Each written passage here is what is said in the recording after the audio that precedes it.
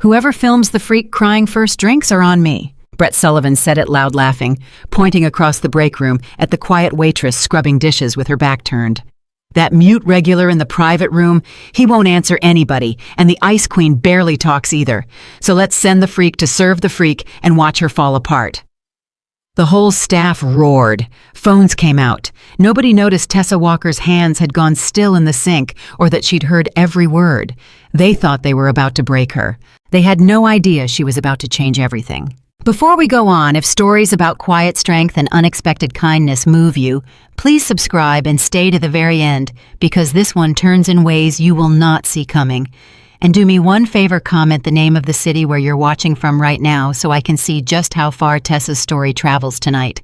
Tessa Walker had learned a long time ago that the quietest people in a room usually carry the heaviest things. She was 27 years old, and she had been carrying for as long as she could remember. The restaurant was called Belvedere, and it sat on the kind of Chicago street where the valets wore gloves and the wine cost more than Tessa made in a week. She had worked there for 3 years. In 3 years, she had never once been late, never once called in sick, never once let a plate leave her station cold.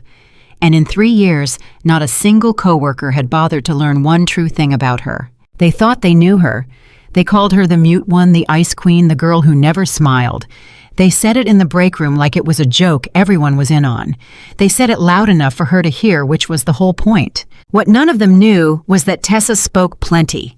Just not to them. Every night after the last table cleared and the last dollar was counted, she went home to a cramped apartment on the far west side, sat on the edge of a twin bed, and practiced American Sign Language until her fingers ached. She practiced for one reason, and his name was Daniel. Daniel was 17. He had been deaf since a fever took his hearing at the age of 4, back when their mother was still alive and still pretending everything was fine. Tessa had raised him more than their mother ever had. She had held him through the silent nightmares he could not scream out of. She had fought the school board when they tried to shove him into a classroom with no interpreter. She had signed his first joke, his first insult, his first "I love you." And every extra hour she worked every double shift that left her feet bleeding inside her cheap black shoes was a brick in the wall she was building to keep that boy safe. So when Brett Sullivan smirked at her across the floor that Thursday night and said, "Table 9's yours, sweetheart," Tessa did not know she was walking into a trap. She only knew that Brett smiled like that when something was about to go wrong for someone who wasn't Brett. "Table 9, she repeated, keeping her voice flat. She had learned to keep her voice flat around men like Brett. It gave them nothing to grab. "That's the private room." "Sure is." Brett leaned against the server station arms, crossed that grin stretching wider. "Big spender back there, regular, you'll love him." Behind Brett, 3 of the other servers had suddenly found reasons to linger nearby. Marcus was pretending to polish glasses. Chelsea had her phone half out of her apron pocket. Owen, the new busboy, stood off to the side, looking like a man who wanted to be anywhere else. Tessa felt the weight of their attention settle on her shoulders like a wet coat. "Who is he?" she said. It wasn't really a question. Brett's grin flickered. "Salvatore Marino." The name meant nothing to Tessa. But she watched the way Marcus's hands went still on the glass, the way Chelsea's eyes darted up, and she understood that it meant plenty to everyone else. "Should I know him?" she asked. Chelsea laughed a sharp little sound. "Oh, honey, you're gonna find out." Tessa looked from face to face. She had spent her whole life reading people who couldn't or wouldn't speak, and these 3 were shouting without saying a word. Something was wrong. Something was being done to her right here in the open, and she was expected to walk into it smiling. "What's the joke?" she said quietly. "No joke," Brett said way too fast. "Just do your job, unless you can't handle it." He let the words hang there a dare with a hook in it. "Maybe I misjudged you. Maybe you're not tough enough for the good tables. Maybe I should give the private room to someone who can actually work it." And there it was, the thing Brett always did. He wrapped the cruelty in a challenge so that if you refused, you looked weak, and if you accepted, you walked straight into whatever he'd built for you. Tessa had watched him do it to a dozen people. She had promised herself she would never let him do it to her. But she needed this table. Private room meant high spender meant a tip that might cover Daniel's speech therapy for the month. And there was something else, something older and harder, buried under the exhaustion. Tessa Walker did not break in front of people who wanted to watch her break. "Fine," she said. "Table 9. The grin came back to Brett's face like a light switching on. "Atta girl," she heard Chelsea whisper. "This is going to be so good," as she walked away, and she pretended she hadn't. The private room at Belvedere was at the back past the kitchen, behind a heavy oak door that muffled the noise of the floor. Tessa stopped outside it with her order pad in her hand and her heart going faster than she wanted it to. She did not know yet what waited on the other side. She only knew that a room full of people were hoping she would humiliate herself in the next 10 minutes, and that they were probably filming, and that the only thing worse than failing would be letting them see it land. She took a breath. She pushed the door open. The man at the table did not look up. He sat alone, a big man in a dark suit that fit him the way expensive things fit expensive people. His hair was gray at the temples. His hands rested flat on the white tablecloth, still patient, like a man who had spent his life waiting for other people to make the first move. There was a bottle of red wine on the table untouched. There was a folded newspaper he wasn't reading. Tessa walked to the table. "Good evening, sir. My name is Tessa. I'll be taking care of you tonight." He didn't respond. She waited. Nothing. The man kept his eyes down, studying the tablecloth, as if it held something more interesting than she did. Out in the hallway, she was almost certain she could feel the pressure of people crowded near the door, listening. "Sir," she said a little louder, "can I start you off with anything, or would you like a few minutes with the menu?" Still nothing. Not a flicker. And that was the moment Tessa understood the joke. They hadn't sent her back here to serve a difficult customer. They'd sent her back here to serve a man who could not hear her. A man they'd probably watched ignore or dismiss a dozen servers before her. They wanted her to stand there talking to a wall, growing more flustered by the second, until she gave up and fled the room red-faced while they laughed into their phones. The mute girl and the man who won't answer. A perfect, cruel little show. The rage that went through her was so sudden and so complete that for a moment she couldn't move. Not rage at the man, rage at Brett, at Chelsea, at every person who had ever decided her silence made her a target. Rage at a world that thought the quiet ones were quiet because they had nothing inside them. And then slowly the rage folded itself into something else, something that felt almost like recognition. Because Tessa knew this. She knew exactly what she was looking at. She had spent 13 years learning to look at it. The man wasn't rude. The man wasn't ignoring her. The man simply had not heard a single word she'd said, and he had no way of knowing she'd been speaking at all. Tessa set her order pad down on the empty chair beside her. She stepped closer into the edge of his vision so that he would have to notice the movement. And when his eyes lifted wary and guarded, meeting hers for the first time, she raised her hands. She signed slowly, clearly. "Good evening. My name is Tessa. Are you deaf?" For a long moment, nothing happened. The man went completely still. His eyes moved from her hands to her face and back to her hands, and something crossed his expression that Tessa would think about for a long time afterward. It was not surprise exactly. It was the look of a man who had been walking through the dark for years and had just seen impossibly a light. His hands came up off the tablecloth. They were huge hands scarred across the knuckles, and they moved with a rough kind of care, like a man handling something he was afraid of dropping. "Yes," he signed back. "I am deaf. You sign." "I sign," Tessa answered. "Why?" She hesitated. It was such a simple question and such a complicated answer. "My brother," she signed finally. "He's deaf. I learned for him." The man stared at her. And then, for the first time, something moved at the corner of his mouth. Not quite a smile, the distant cousin of a smile, the kind of expression that showed up on a face that had forgotten how. "Sit," he signed. Tessa's heart lurched. "Sir, I can't. I'm working. If I sit with a guest, I could lose my job." His hands stilled. He studied her, and there was something shrewd in it now, something that saw more than she wanted seen. "The people at the door," he signed. "They sent you here to laugh at me." Tessa's breath caught. She had not expected him to know, but of course he knew. A deaf man in a hearing world learns to read. The whole room learns to catch the sideways glances, and the covered mouths learns the shape of a joke he cannot hear the words of. He had probably known the second she walked in what she'd been sent to do. She could lie. She could smooth it over, protect the restaurant, protect her job. That was the smart thing. Yes, she signed instead. I think they did. The man nodded slowly, as if she'd confirmed something he'd stopped bothering to feel angry about a long time ago. And now, he signed, you are the only one who has ever spoken to me in this room. Tessa didn't know what to say to that, so she signed the only true thing she had. I'm sorry they treat you that way. He tilted his head. You are the one they sent to be humiliated, and you are sorry for me. Put like that, it sounded almost absurd. Tessa felt her throat tighten. I know what it's like, she signed, to be in a room full of people and have every one of them decide who you are before you open your mouth. Something changed in the man's face. The guardedness cracked just slightly, just enough to see through. He looked at her the way people look at a thing they thought didn't exist. What is your name again? He signed. Tessa Walker. Salvatore. He touched his own chest. You may call me Sal. No one calls me Sal. Out in the hallway, Tessa heard a burst of confused whispering. She could imagine it perfectly. They'd expected her to be out of the room by now, humiliated, defeated.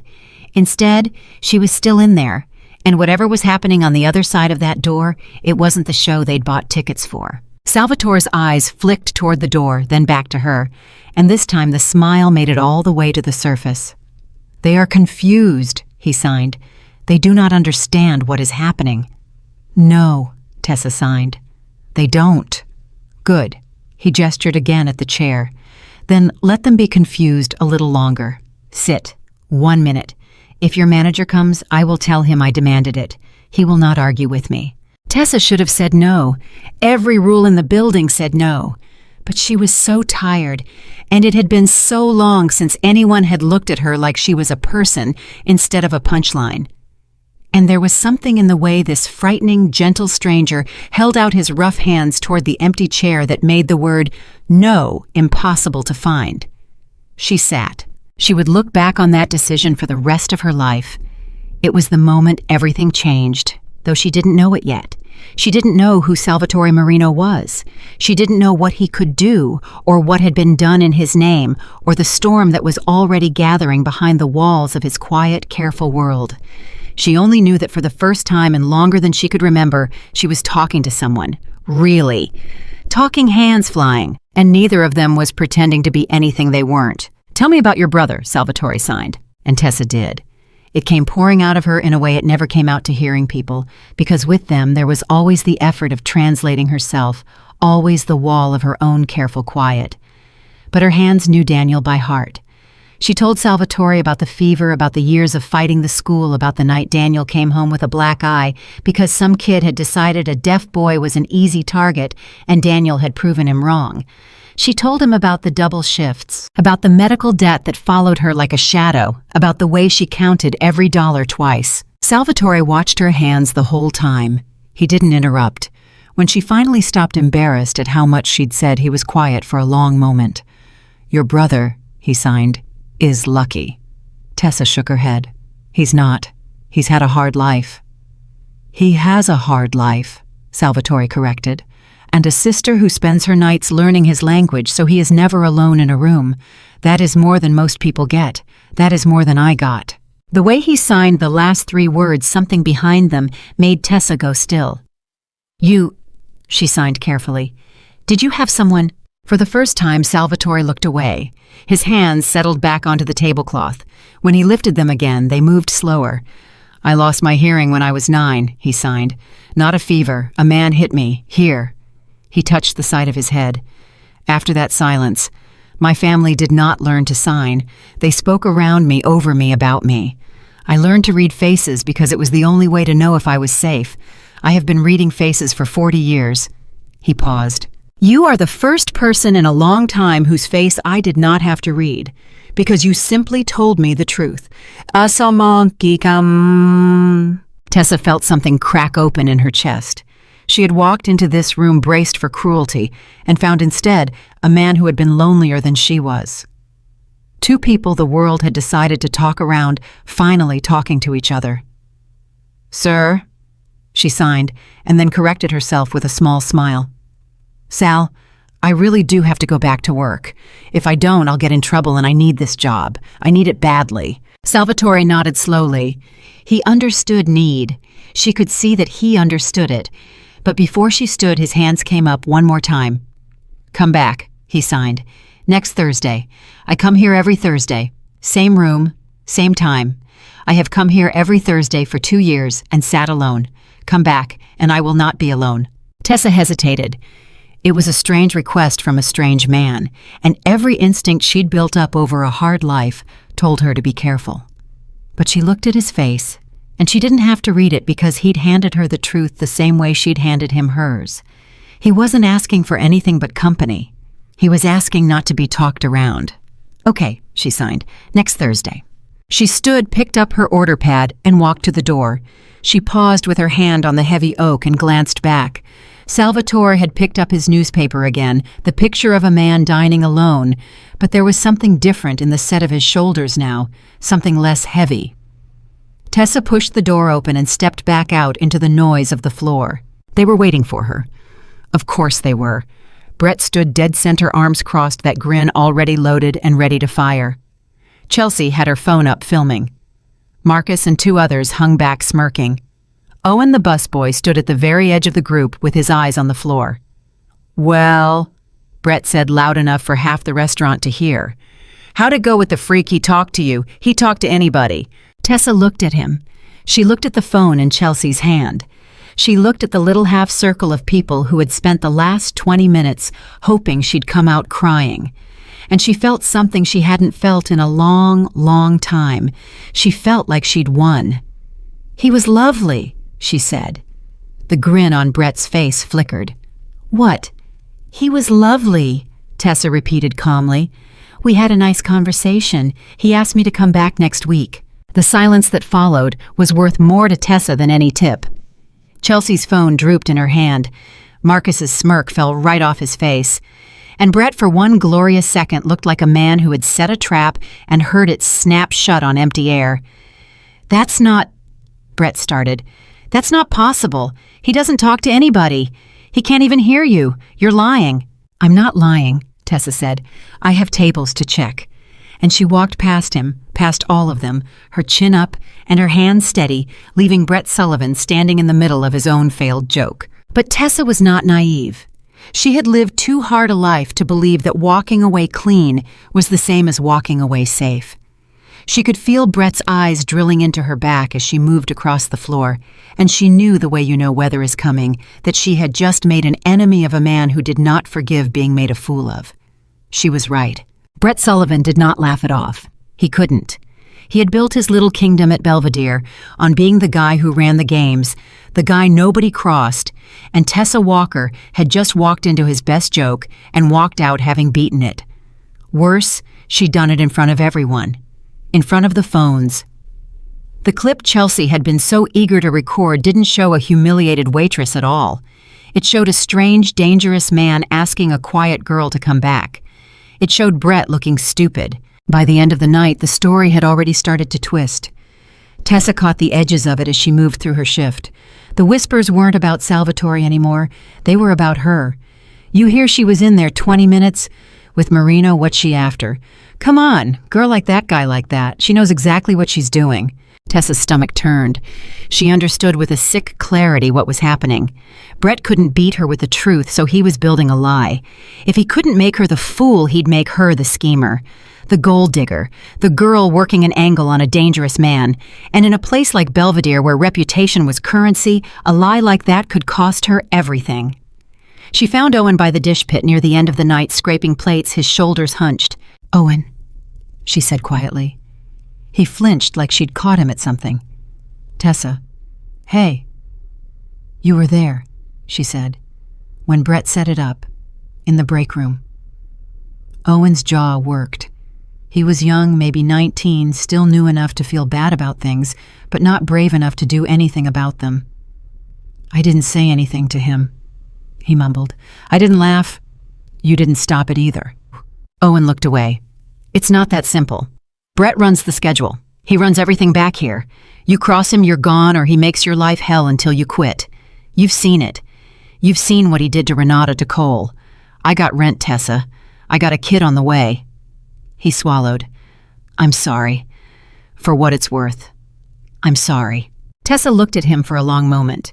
She recognized the fear in him because it was the same fear that lived in her, the fear of the person who holds your paycheck deciding you're inconvenient. She wasn't angry at Owen. Owen was just another person Brett had backed into a corner. It's all right, she said. But Owen, he's not going to stop with me. Guys like Brett never stop with just one person, you know that. Owen didn't answer. But something moved behind his eyes, some small, stubborn seed of a thing that might, given time and the right push, grow into courage. That night, Tessa rode the bus home with her feet throbbing and her mind spinning. She let herself into the dark apartment as quietly as she could and found Daniel asleep on the couch, a textbook open on his chest, the TV still on with the captions running. She stood over him for a minute, just watching him breathe. 17 years old, almost a man. Still to her the little boy she'd carried out of the silence. She reached down and gently shook his shoulder. His eyes fluttered open, unfocused, then found her face. He smiled, the sleepy smile she loved more than anything in the world. You're late, he signed. Long shift, she signed back. Go to bed, real bed. He sat up, rubbing his eyes. Then he looked at her more closely in the way that only Daniel could, the way that saw straight through the flat mask she wore for the rest of the world. Something happened, he signed. Your face is different. Tessa hesitated. She thought about the private room, about the huge, scarred hands moving with such careful gentleness, about a man who had spent 40 years reading faces to know if he was safe telling her she was the first person he didn't have to read, about the name the whole restaurant said in a hush, Salvatore Marino. I met someone tonight, she signed. A customer. He's deaf like you. We talked for a while in sign. Daniel's whole face lit up. A deaf customer at the fancy restaurant. What's he like? Tessa opened her mouth, then closed it. What was he like? That was the question, wasn't it? He was kind, and he was lonely, and he was frightening, and there was a whole world behind his eyes that she had only glimpsed the edge of. She thought about the whispers. She thought about the way Chelsea and Marcus had gone still at his name. She thought about the fact that she still had no idea what Salvatore Marino actually did, only that grown men were afraid of him. He's kind, she signed finally. I think he's kind. But even as she signed it, a small, cold voice in the back of her mind asked the question she wasn't ready to answer. If he's so kind, why is everyone so afraid of him? And what happens to Brett Sullivan now if a man like that decides he doesn't like the way you've been treated? She pushed the thought down. She sent Daniel to bed. She washed her face and lay down on her own thin mattress and stared at the ceiling. And for the first time in months, the last thing she thought about before sleep took her was not the debt or the bills or the exhaustion. It was a pair of rough hands moving slowly across a white tablecloth telling her the truth. Thursday could not come fast enough. And Tessa did not yet understand that the next Thursday and every Thursday after would pull her deeper into a world she couldn't see the bottom of.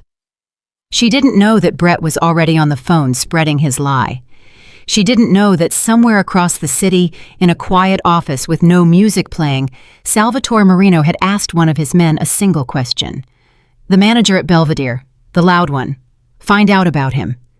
She didn't know that a machine had just started turning silent and patient and absolute, and that she was standing right in the middle of it. All she knew lying there in the dark was that for 1 hour on one Thursday night, she had not been invisible. Someone had seen her. Someone had spoken her language. And whatever it cost her, and it would cost her, she already knew she was going to go back. Because Tessa Walker had spent her whole life being talked around. And she had just met the one man in the world who talked to her instead. The week between Thursdays felt like the longest week of Tessa Walker's life, and it started going wrong before her next shift even began. She'd barely clocked in that Monday when Chelsea cornered her by the lockers with 3 other servers hovering behind her like a jury. So, Chelsea said, arms crossed, you gonna tell us the truth, or you gonna keep playing innocent? The truth about what? Tessa said, not looking up from her apron strings. About Marino. About what you're doing with him. Chelsea's voice dropped into something that pretended to be concern. Because Brett says you've been talking to him for weeks, says you knew exactly who he was before you ever went in that room, says you set the whole thing up so you'd look like the victim. Tessa's hands went still on the apron. That's a lie. Is it? Chelsea tilted her head. Because a girl who never says 2 words to anybody suddenly spends 20 minutes alone with the most dangerous man in the city and comes out saying he's lovely. Come on, Tessa. Nobody's that quiet by accident. You're working an angle. Everybody sees it. And there it was. The lie already had roots. It had grown over a single weekend fed by Brett in the break room and in the parking lot and in whatever group chat these people used to tear each other apart. Tessa understood in that moment that the truth didn't matter anymore. Brett had gotten to the story first, and the story he'd told was uglier and more interesting than hers, and people always believed the uglier one. I'm not working anything, Tessa said quietly. I served a customer. I did my job. Sure you did. Chelsea's smile was thin and cold. Just be careful, sweetie. Girls who play with fire around men like that, they get burned. Or worse. She let the word hang there, then turned and walked off the other servers, trailing after her, already whispering. Tessa stood alone by the lockers with her heart pounding.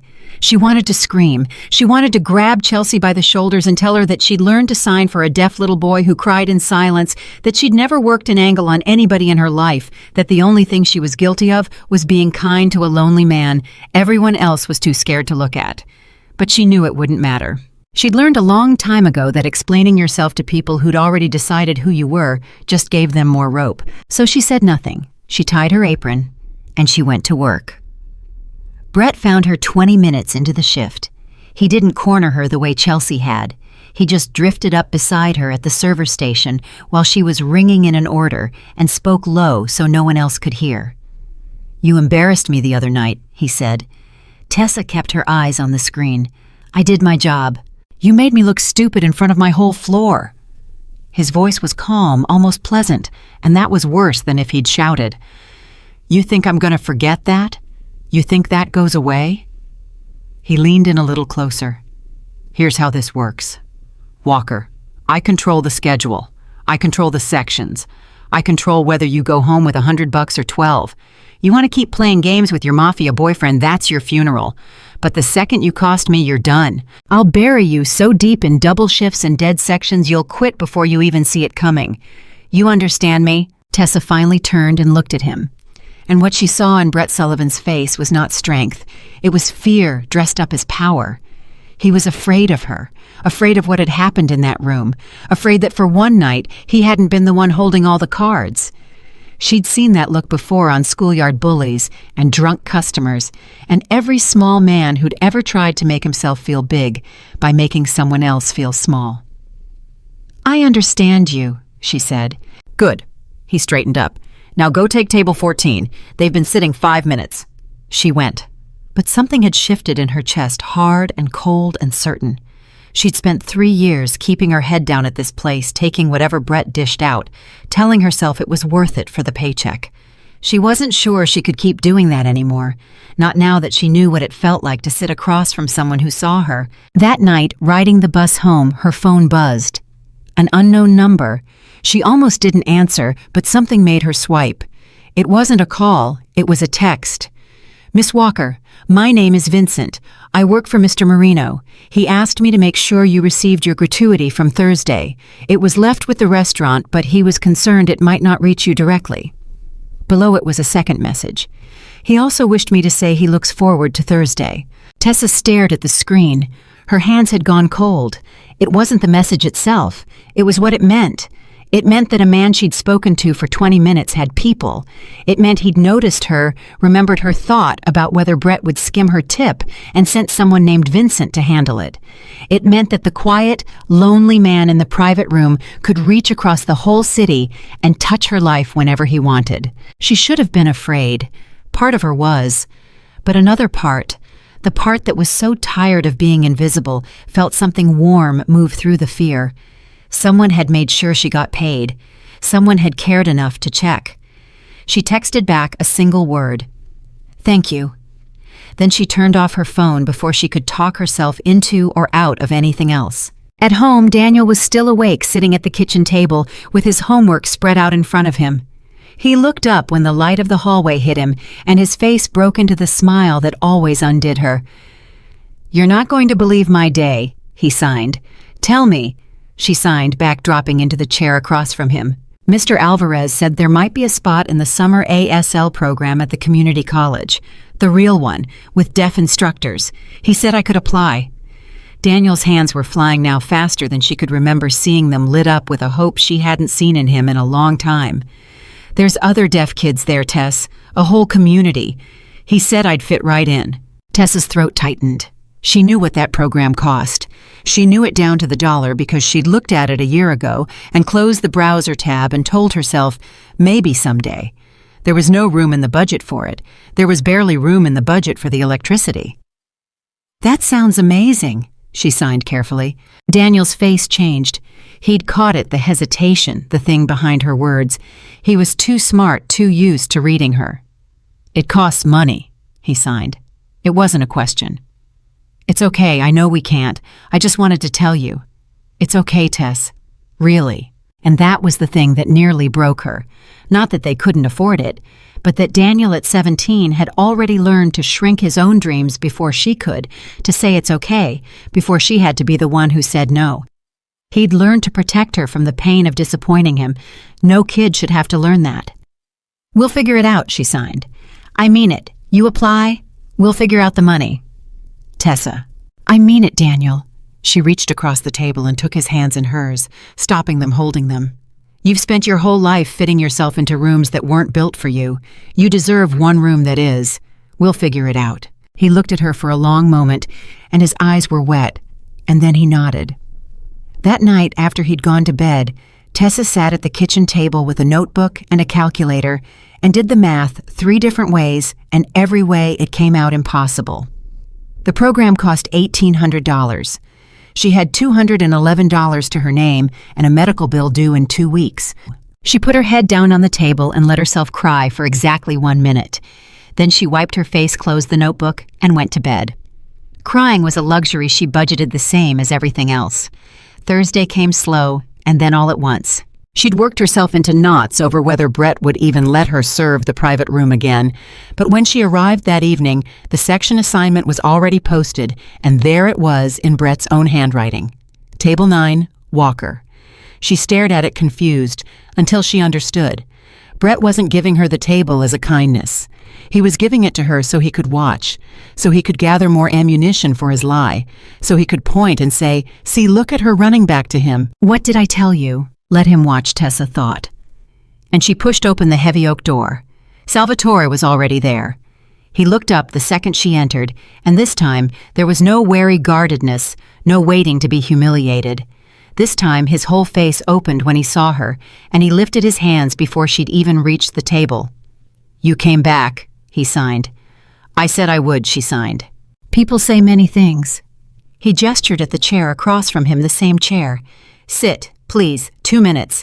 Then I will order something expensive and slow, so you have a reason to keep coming back to the table." Tessa laughed before she could stop herself. It surprised her, the laugh, the way it came out easy and real. She couldn't remember the last time laughing had felt like that. She glanced at the door, thought about Brett, thought about the whispers, and then she sat down anyway. If they were going to lie about her regardless, she might as well have the one true thing. "How is your brother?" Salvatore signed. "Daniel." She was startled that he remembered the name. "He's good. Actually, he got some good news." And then, because his face was open and patient and asking, she told him.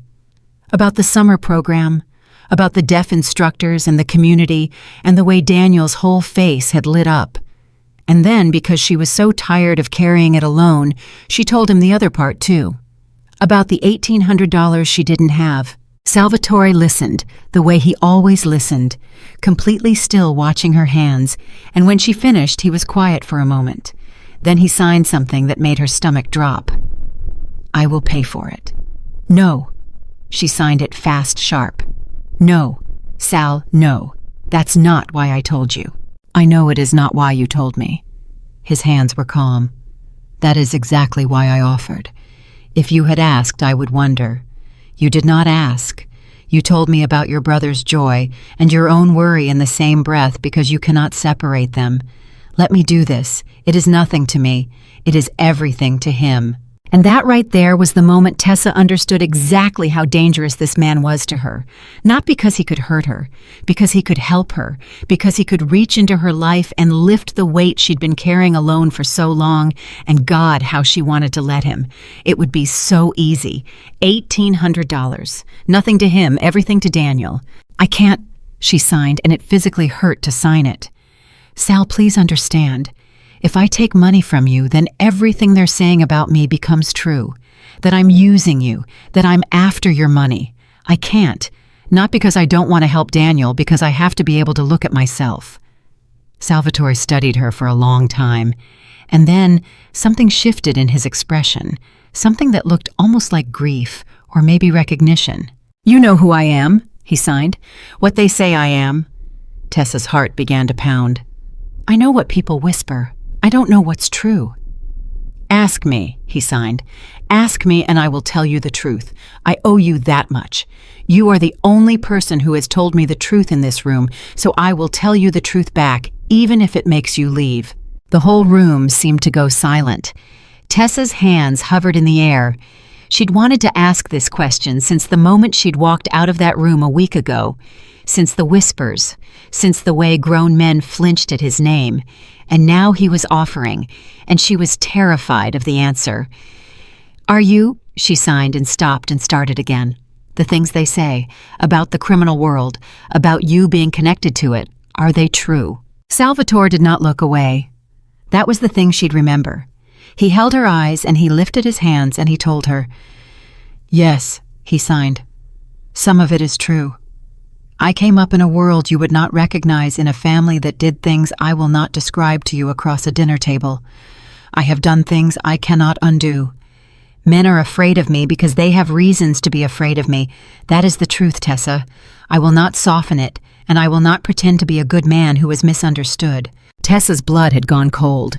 Every instinct she'd built over a lifetime of danger was screaming at her to get up, to walk out, to protect herself and Daniel and the small, careful life she'd built. This was exactly the man the whispers had promised. Dangerous, connected, real. But he wasn't finished. His hands kept moving. "And also this is true," he signed. "I have been trying for 3 years to step out of that world. It is not simple. You do not resign from what I was born into.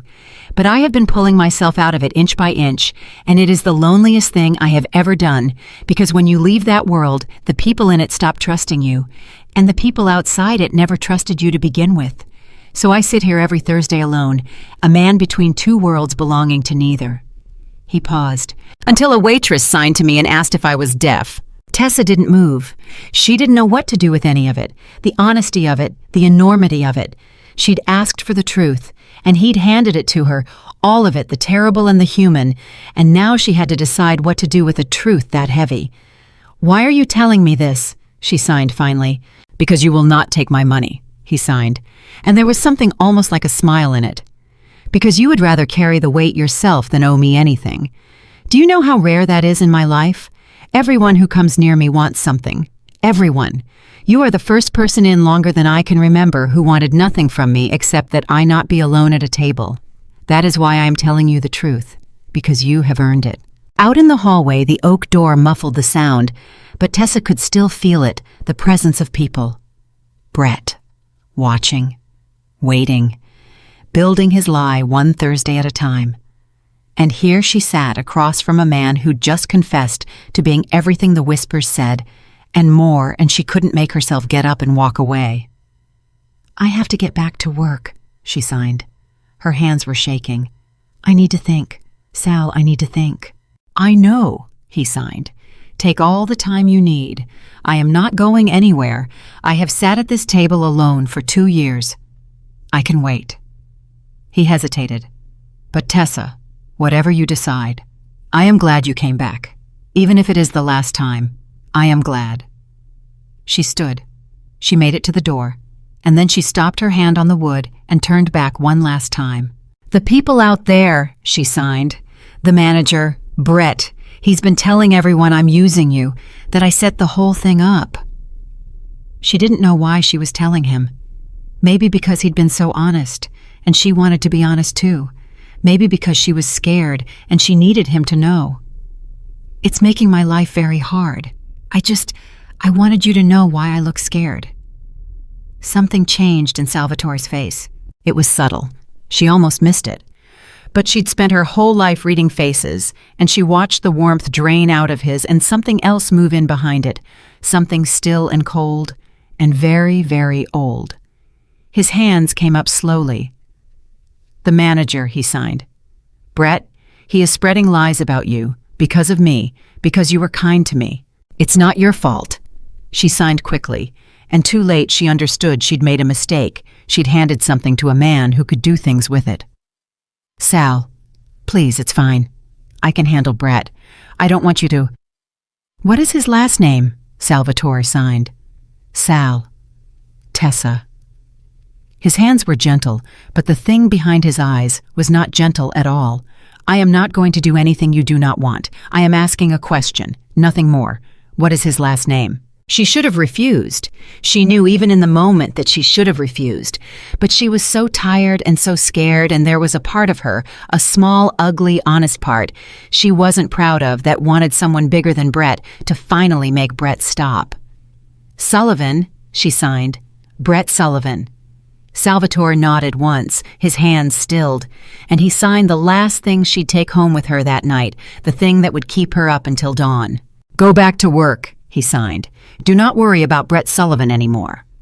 Tessa walked out of the private room with her heart hammering against her ribs, and she knew with a cold certainty that she'd just set something in motion that she could not take back. The rest of the shift passed in a blur. She served her tables. She smiled at customers. She ignored the sidelong looks from Chelsea and Marcus, and the whole time one sentence kept circling in her mind like a bird that wouldn't land. Do not worry about Brett Sullivan anymore. What did that mean? What had she done? She'd given a man who admitted to having a violent past the full name of the man who'd been tormenting her. What happened now? What happened to Brett? She told herself she was overreacting. She told herself Salvatore just meant he'd handle it, talk to someone, put in a word, get her a transfer to a better restaurant. She told herself a lot of things on that bus ride home, and she didn't believe a single one of them. The next day, Friday, Brett didn't come to work. Tessa didn't think much of it at first. Managers took days off. But by the middle of the shift, the whispers had started, and these whispers weren't about her. "You hear about Brett? What happened to Brett? Nobody knows. He just didn't show, not answering his phone." Tessa's stomach dropped through the floor. She found Owen by the dish pit, the same place she'd found him the week before, and this time it was her hands that were shaking. "Owen," she said. "Where's Brett?" Owen looked up, and his face was pale. "You don't know. Know what, Owen? Where is he?" Owen glanced around, then leaned in close, his voice barely a whisper. "Two guys came to see him last night, after close, in the parking lot. I was taking out the trash. I saw the whole thing. Big guys, suits. They didn't yell, they didn't touch him. They just talked to him, real quiet, for like 10 minutes. And Brett, Tessa, I've never seen Brett scared of anything in my life, and he was shaking. When they left, he got in his car, and he peeled out of that lot like the devil was after him. He texted the owner this morning, said he's got a family emergency out of state, said he doesn't know when he's coming back." Owen swallowed hard. "But there's no family emergency, Tessa. I saw his face. Those guys said something to him. Whatever they said, it made him run." Tessa felt the room tilt around her. She grabbed the edge of the counter to steady herself. She'd done this. She'd given Salvatore the name, and Salvatore had sent men, and now Brett Sullivan was gone, fled the state, scared out of his own life by two quiet men in suits who never even had to raise a hand. Do not worry about Brett Sullivan anymore. That's what he'd meant. That's exactly what he'd meant. And the thing that scared her most, the thing that turned her stomach and made her grip the counter so hard her knuckles went white, was not that it had happened. It was the small, shameful, undeniable flicker of relief she felt underneath the horror. Brett was gone. The man who'd tormented her, who'd lied about her, who'd threatened to bury her was just gone, and all it had taken was one name signed across a white tablecloth. That was the moment Tessa Walker understood all the way down to her bones what it meant to be close to a man like Salvatore Marino. It meant that the world rearranged itself around her wishes. It meant that consequences were silent and absolute and arrived before she'd even finished being afraid. "Owen," she said, and her voice didn't sound like her own. "Did anyone else see them? The men in the parking lot?" "No, just me. I don't think Brett even saw me." Owen's eyes searched her face. "Tessa, do you know something about this? Because the way you look right now—" "I don't know anything," she said too fast. Owen didn't believe her. She could see he didn't believe her, but he also didn't push. He just nodded slowly and went back to his dishes, and Tessa walked away on legs that barely held her. She made it to the walk-in cooler, pulled the heavy door shut behind her, and stood in the cold with her breath fogging in front of her, and finally let herself shake. Because she'd wanted this. That was the horror of it. When she'd signed Brett's name, some part of her had wanted exactly this, and Salvatore had given it to her the way you'd hand a gift to someone you cared about. No questions asked, because that was how his world worked, and because for the first time in a long time, he had someone he wanted to give things to. She thought about Daniel, about the small apartment, the twin bed, the notebook full of impossible math, about how hard she'd worked to build a life where nobody could touch them, where she controlled everything, where she owed nobody anything. And now she'd let a man with a violent past reach into that life, and she'd watched him make a person disappear, and she'd felt relieved. What did that make her? What was she becoming? And what happened the next time she had a problem, and the man across the table asked for a name? That was the moment the fear finally caught up to the warmth and passed it. Because she understood, standing in that cold room, that Salvatore hadn't done this to control her or to trap her. He'd done it because he cared about her in the only language his world had ever taught him. And that was so much worse. A cruel man she could have walked away from. But a man who was trying to be good, who was kind to her, who paid attention to whether she got her tips and remembered her brother's name and wanted only that she not be alone at a table, and who also, without blinking, could make her enemies flee the state in the middle of the night. How did she walk away from that? How did she stay? She didn't have an answer. She stood in the cold until her manager banged on the door asking if she was okay, and then she wiped her face and went back to the floor and finished her shift because the bills didn't care about her moral crisis and Daniel still needed to eat. That night, her phone buzzed on the bus. Vincent again. "Miss Walker, Mr. Marino wanted me to confirm that the situation at your workplace has been resolved. He wants you to know you are safe and that you should not concern yourself with the details. He asks nothing in return. He simply wanted you to be able to work in peace." Tessa read it 3 times. She thought about not answering. She thought about a lot of things. And then before she could stop herself, her thumbs were moving. "I need to talk to him, not through you, him, Thursday. Please tell him I'm coming, and I need to talk to him about what he did." The reply came a minute later. "He will be there.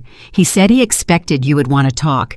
He said, and I quote, 'Tell her I understand. Tell her I will listen to whatever she needs to say.'" Tessa put the phone in her lap and stared out the dark bus window at the city sliding past.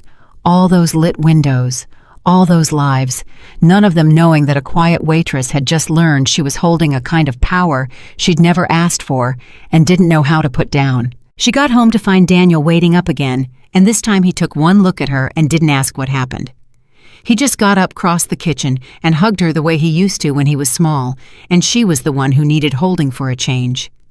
And Tessa held her deaf little brother in the middle of their tiny kitchen and thought about the $1,800 she still didn't have, and the man who'd offered it, and the manager who'd fled the state, and she understood that she was standing at a fork in her life, and that whatever she chose on Thursday would decide what kind of person she was going to be. Because Salvatore Marino had shown her in the most terrible and gentle way possible exactly what he was willing to do for her.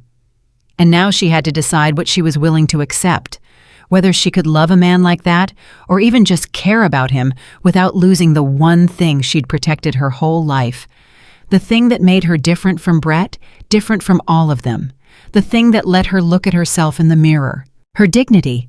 Her line, the part of her that would rather carry $1,800 of impossible debt than owe a single favor she couldn't pay back clean. She pulled back from Daniel and looked at his face, his open, trusting 17-year-old face, and she made him a silent promise. Whatever she decided about Salvatore, she would not let his world touch this boy. She would not let the silence and the fear and the men in suits anywhere near the one clean thing she'd built. "You okay?" Daniel signed, watching her. "I will be," she signed back. "I've got something I have to figure out. Something hard." "You always figure it out." He signed with the absolute confidence of a kid who'd never once seen his sister fail him. "You're the strongest person I know." And that, more than anything Brett had done or Salvatore had offered, was what settled it. Because Daniel thought she was strong. And strong wasn't letting a powerful man solve your problems by making people disappear. Strong was walking into that private room on Thursday and telling Salvatore Marino, the most feared man in the city, that what he'd done was wrong and that she couldn't accept it, and that if he wanted her to keep coming back, things were going to have to be different. Strong was being willing to lose him to keep herself. She just prayed she had the courage to do it when the moment came. Because sitting here in her kitchen with Daniel's arms around her, it was easy to know the right thing. It would be a lot harder on Thursday across that white tablecloth, looking into the face of the one man in the world who'd ever bothered to learn to see her. Tessa lay awake most of that night rehearsing it in her hands in the dark.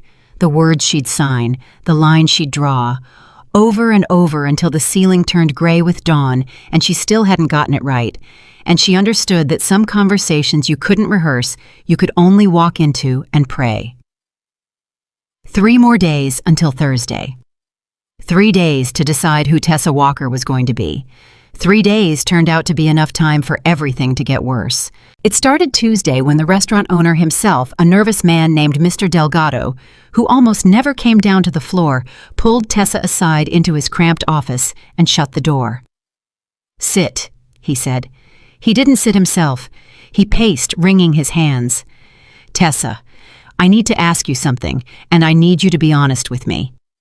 Her stomach clenched. "Okay. Brett, you know he's gone. Family emergency, he says, but I've been getting calls." Delgado stopped pacing and looked at her. "Calls from people asking about our books, about our liquor license, about whether we've been compliant with our vendor contracts. Very polite people, very well informed.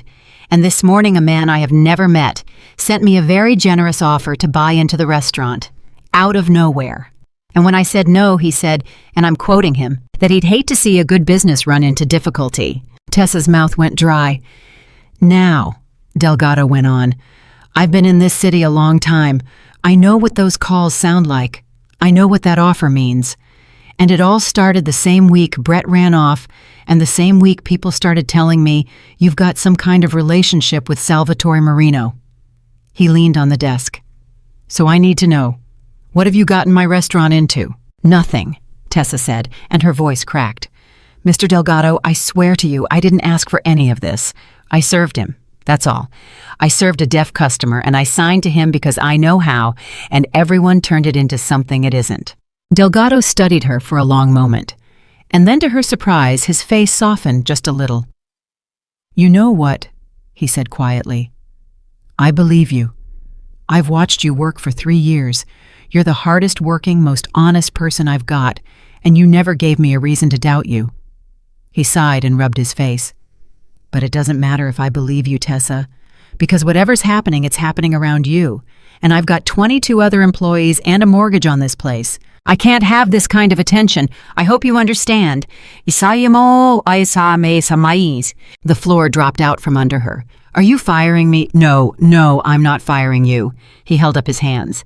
"I'm just asking you to be careful, and I'm asking you if you have any way to make this attention stop, to please use it, for all our sakes." He paused. "Whatever this man is to you, however he sees you, right now his interest in you is bleaking out onto everyone around you, and people are getting scared. You included from the look of you." He wasn't wrong. Tessa walked out of that office shaking. It had never occurred to her in all her worrying about herself and Daniel that Salvatore's interest in her could spread like a stain, could touch Delgado and the other servers and the whole restaurant. She'd thought of it as a private thing, a thing between her and one man across a table. But there was no such thing as a private thing with a man like Salvatore. Everything he touched sent ripples out into the world, and the ripples reached people who'd done nothing but stand nearby. She thought about Owen, about Delgado, about the 22 other employees, about Daniel. She was carrying a kind of danger now just by existing, just by being the woman Salvatore Marino had decided to care about, and she hadn't chosen any of it. That night, the fear got worse, because that night, Daniel came home from school with a story. "Weird thing happened today," he signed at the kitchen table, and Tessa's whole body went cold before he even finished. "A man talked to me, outside school. He knew sign. Real fluent too, better than most hearing people I've met." Tessa's hands froze over her own dinner. What man? What did he look like? Older. Nice suit. Real polite. Daniel shrugged, oblivious to the way his sister had gone rigid. He asked if I was Daniel Walker. I said yeah. He said he was a friend of yours. He said you were a very special person, and that I was lucky to have you. And then he said if I ever needed anything at all, I should tell you to call Vincent. Daniel grinned. It was kind of nice, actually. Not a lot of people bother to sign to me. Who is he? A new boyfriend. Tessa could not breathe. Vincent. They'd sent Vincent to her brother's school. They knew where Daniel went to school. They knew what he looked like, knew his name, had approached him on the sidewalk, and signed to him and been kind to him, and the message underneath the kindness was as clear and cold as ice water down her spine. We know about the boy. We can reach the boy. We are being gentle now. She didn't think Salvatore had meant it as a threat. That was the terrible part.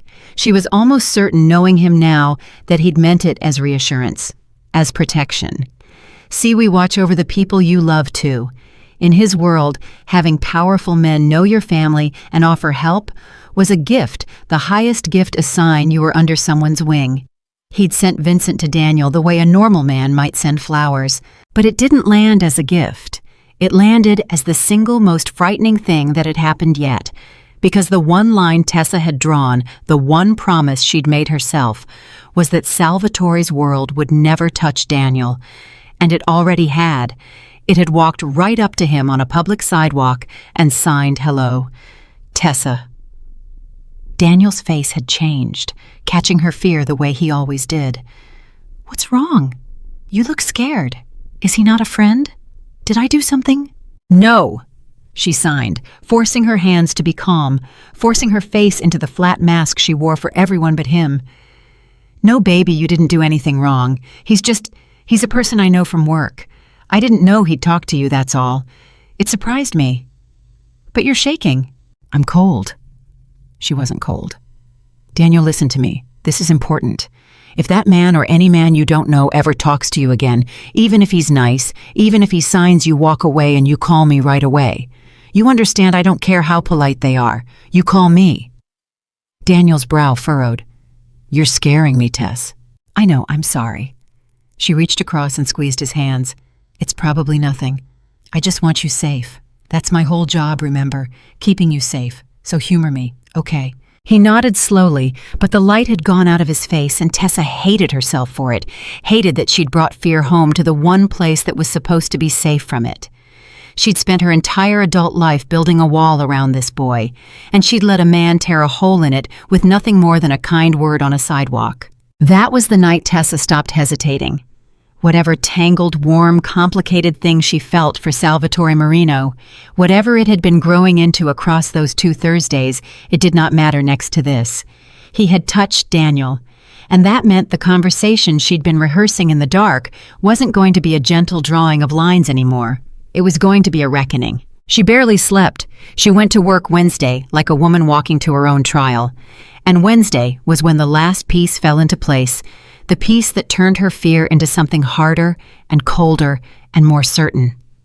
Owen found her during the pre-shift setup, and he looked terrible, gray-faced and hollow-eyed, like a man who hadn't slept either. I have to tell you something, he said, and I have to tell you before you do anything else because it's been eating me alive. Owen, I don't have time for... I lied to you. He said it fast, like ripping off a bandage.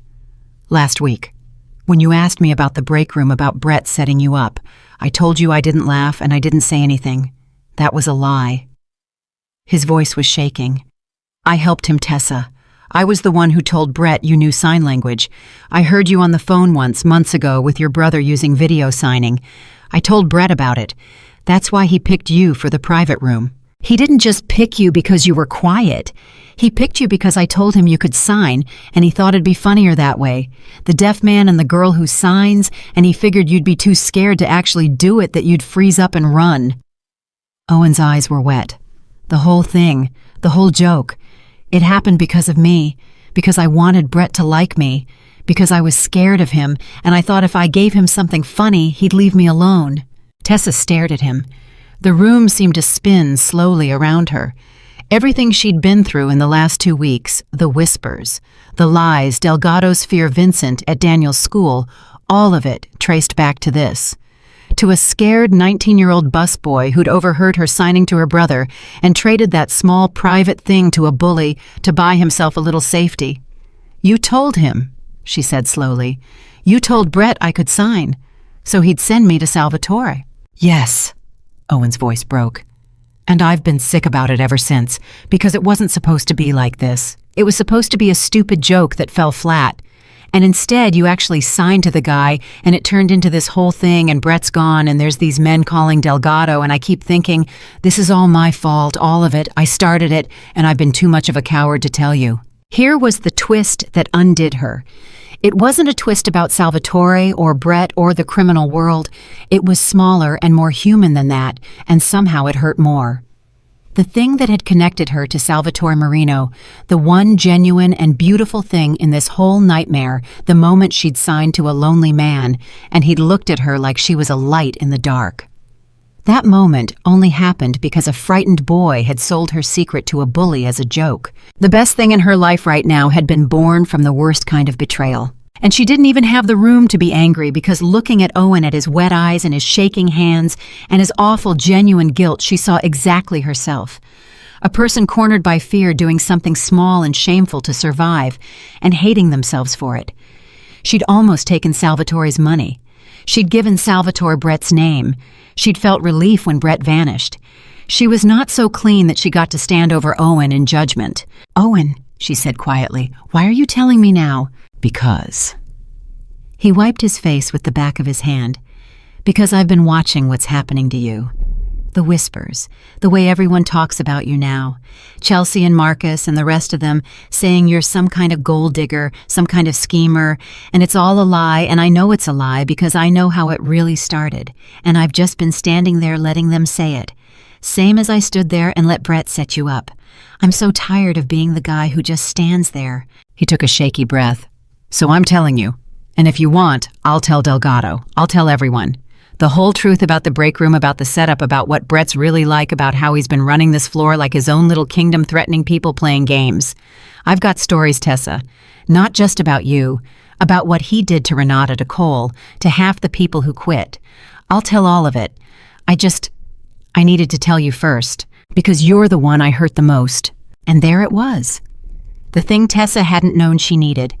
Because up until this moment, the only power in her life that could make things right was Salvatore's power, the power of men in suits and silent consequences, and people fleeing the state.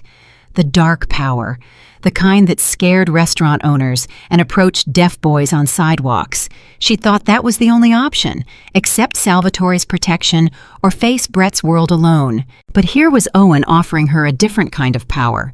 The clean kind, the slow, ordinary human kind, the truth told out loud by a witness willing to stand up. It wouldn't make anyone flee the state. It wouldn't happen in a parking lot at midnight. But it was hers, and it was clean, and it didn't cost her a single piece of her soul. She just had to be brave enough to choose it. And to choose it, she had to be willing to walk away from the easier, darker thing, from Salvatore's offer to erase her problems, from the $1,800, from all of it. "Owen," she said, "do you mean that because if you tell Delgado and then Brett somehow comes back or Brett's friends come after you, it could cost you your job, your reference, you've got a kid on the way, this isn't nothing." "I know." His voice was steadier now. "I know exactly what it could cost, but I've been lying awake every night for 2 weeks feeling like garbage, and I'd rather lose the job than keep feeling like this. My kid's not even born yet, and I already don't want them growing up to be the kind of person I've been. The kind who just stands there. He met her eyes.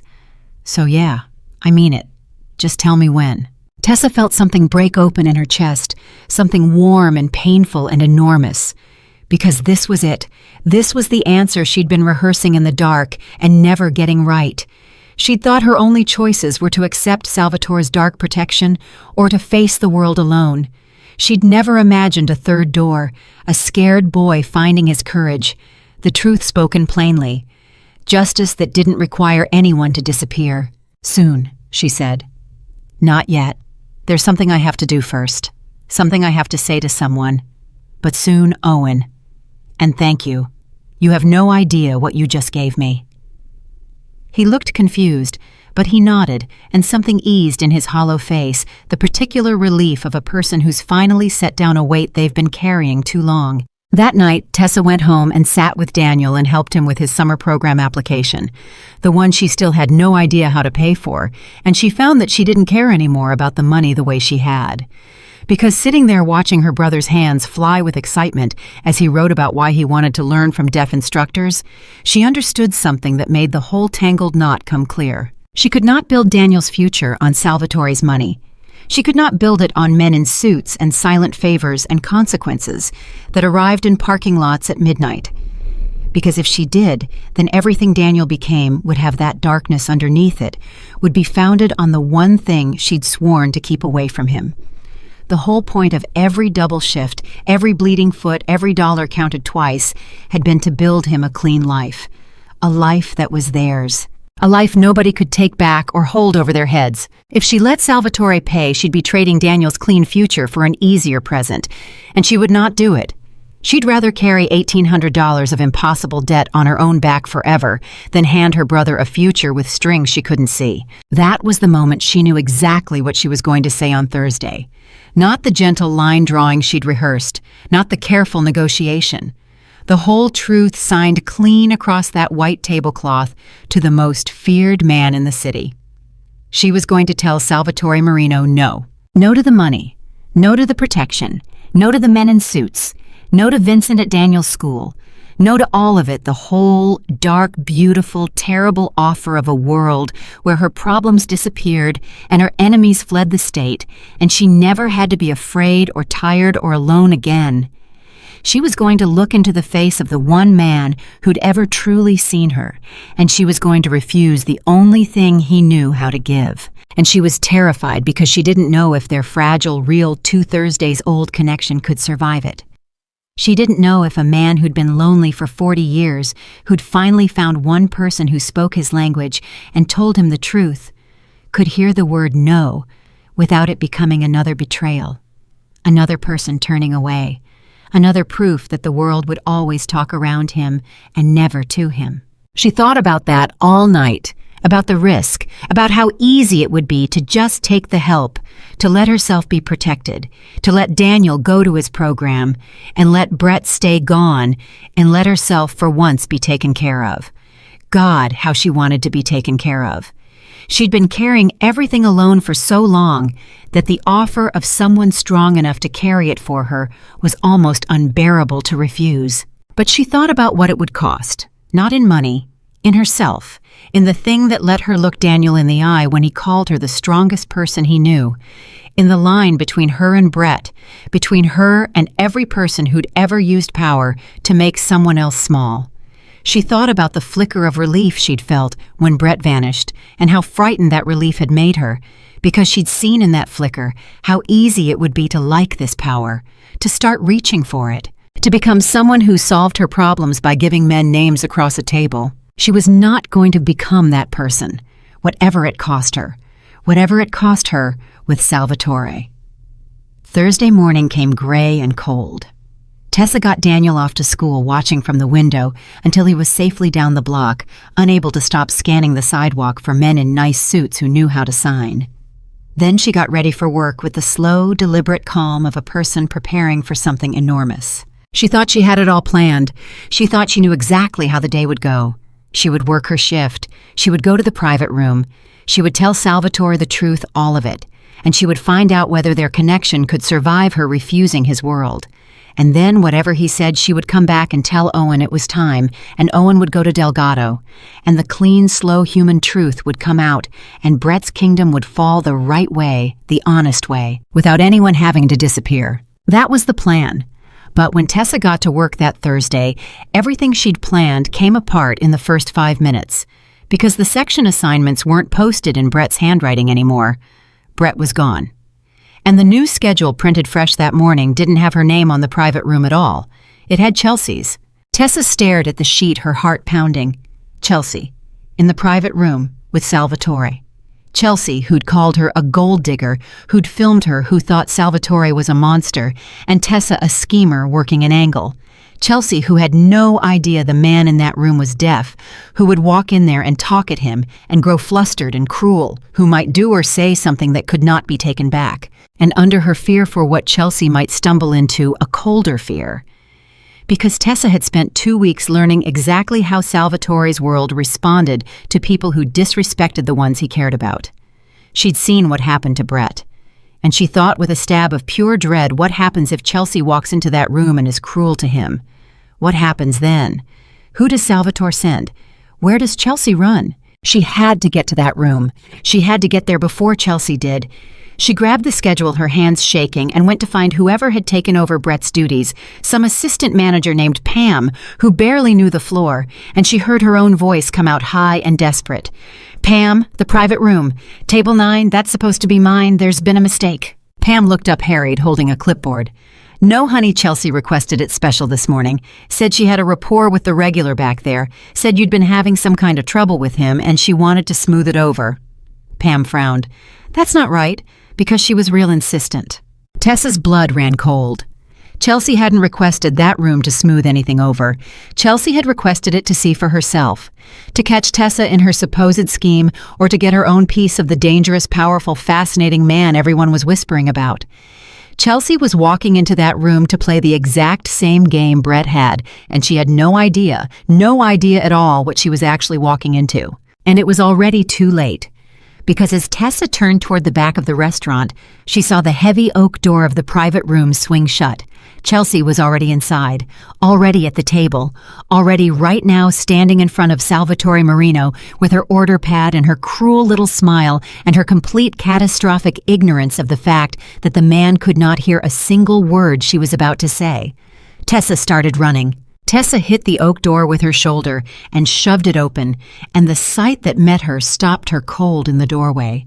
Chelsea was standing beside the table with her order pad in one hand and her phone in the other, held low against her apron, but pointed up recording.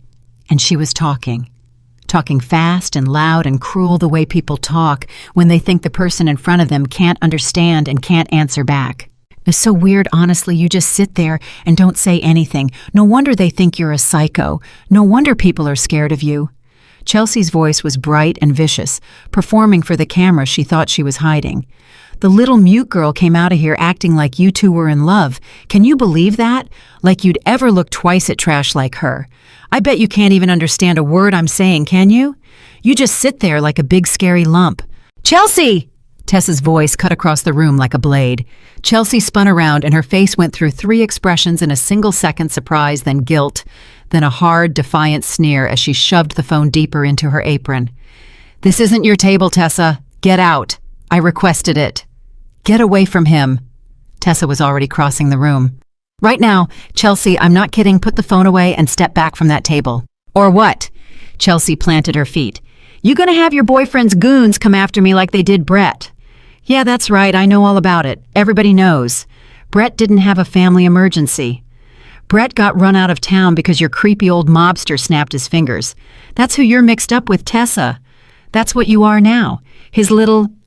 Tessa didn't hear the rest because she was watching Salvatore. He was sitting perfectly still, the way he always did, his big, scarred hands flat on the tablecloth.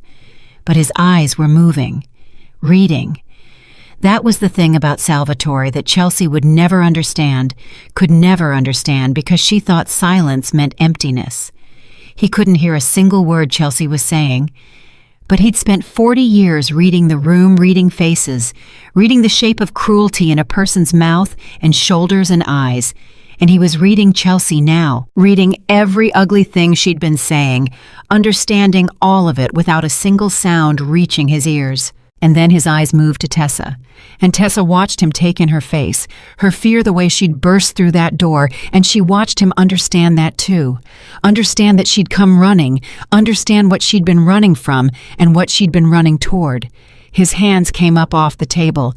"Tessa," he signed slow and calm, ignoring Chelsea completely. "This woman, is she one of the ones who spreads the lies about you?" Tessa's heart was pounding so hard she could barely make her hands work.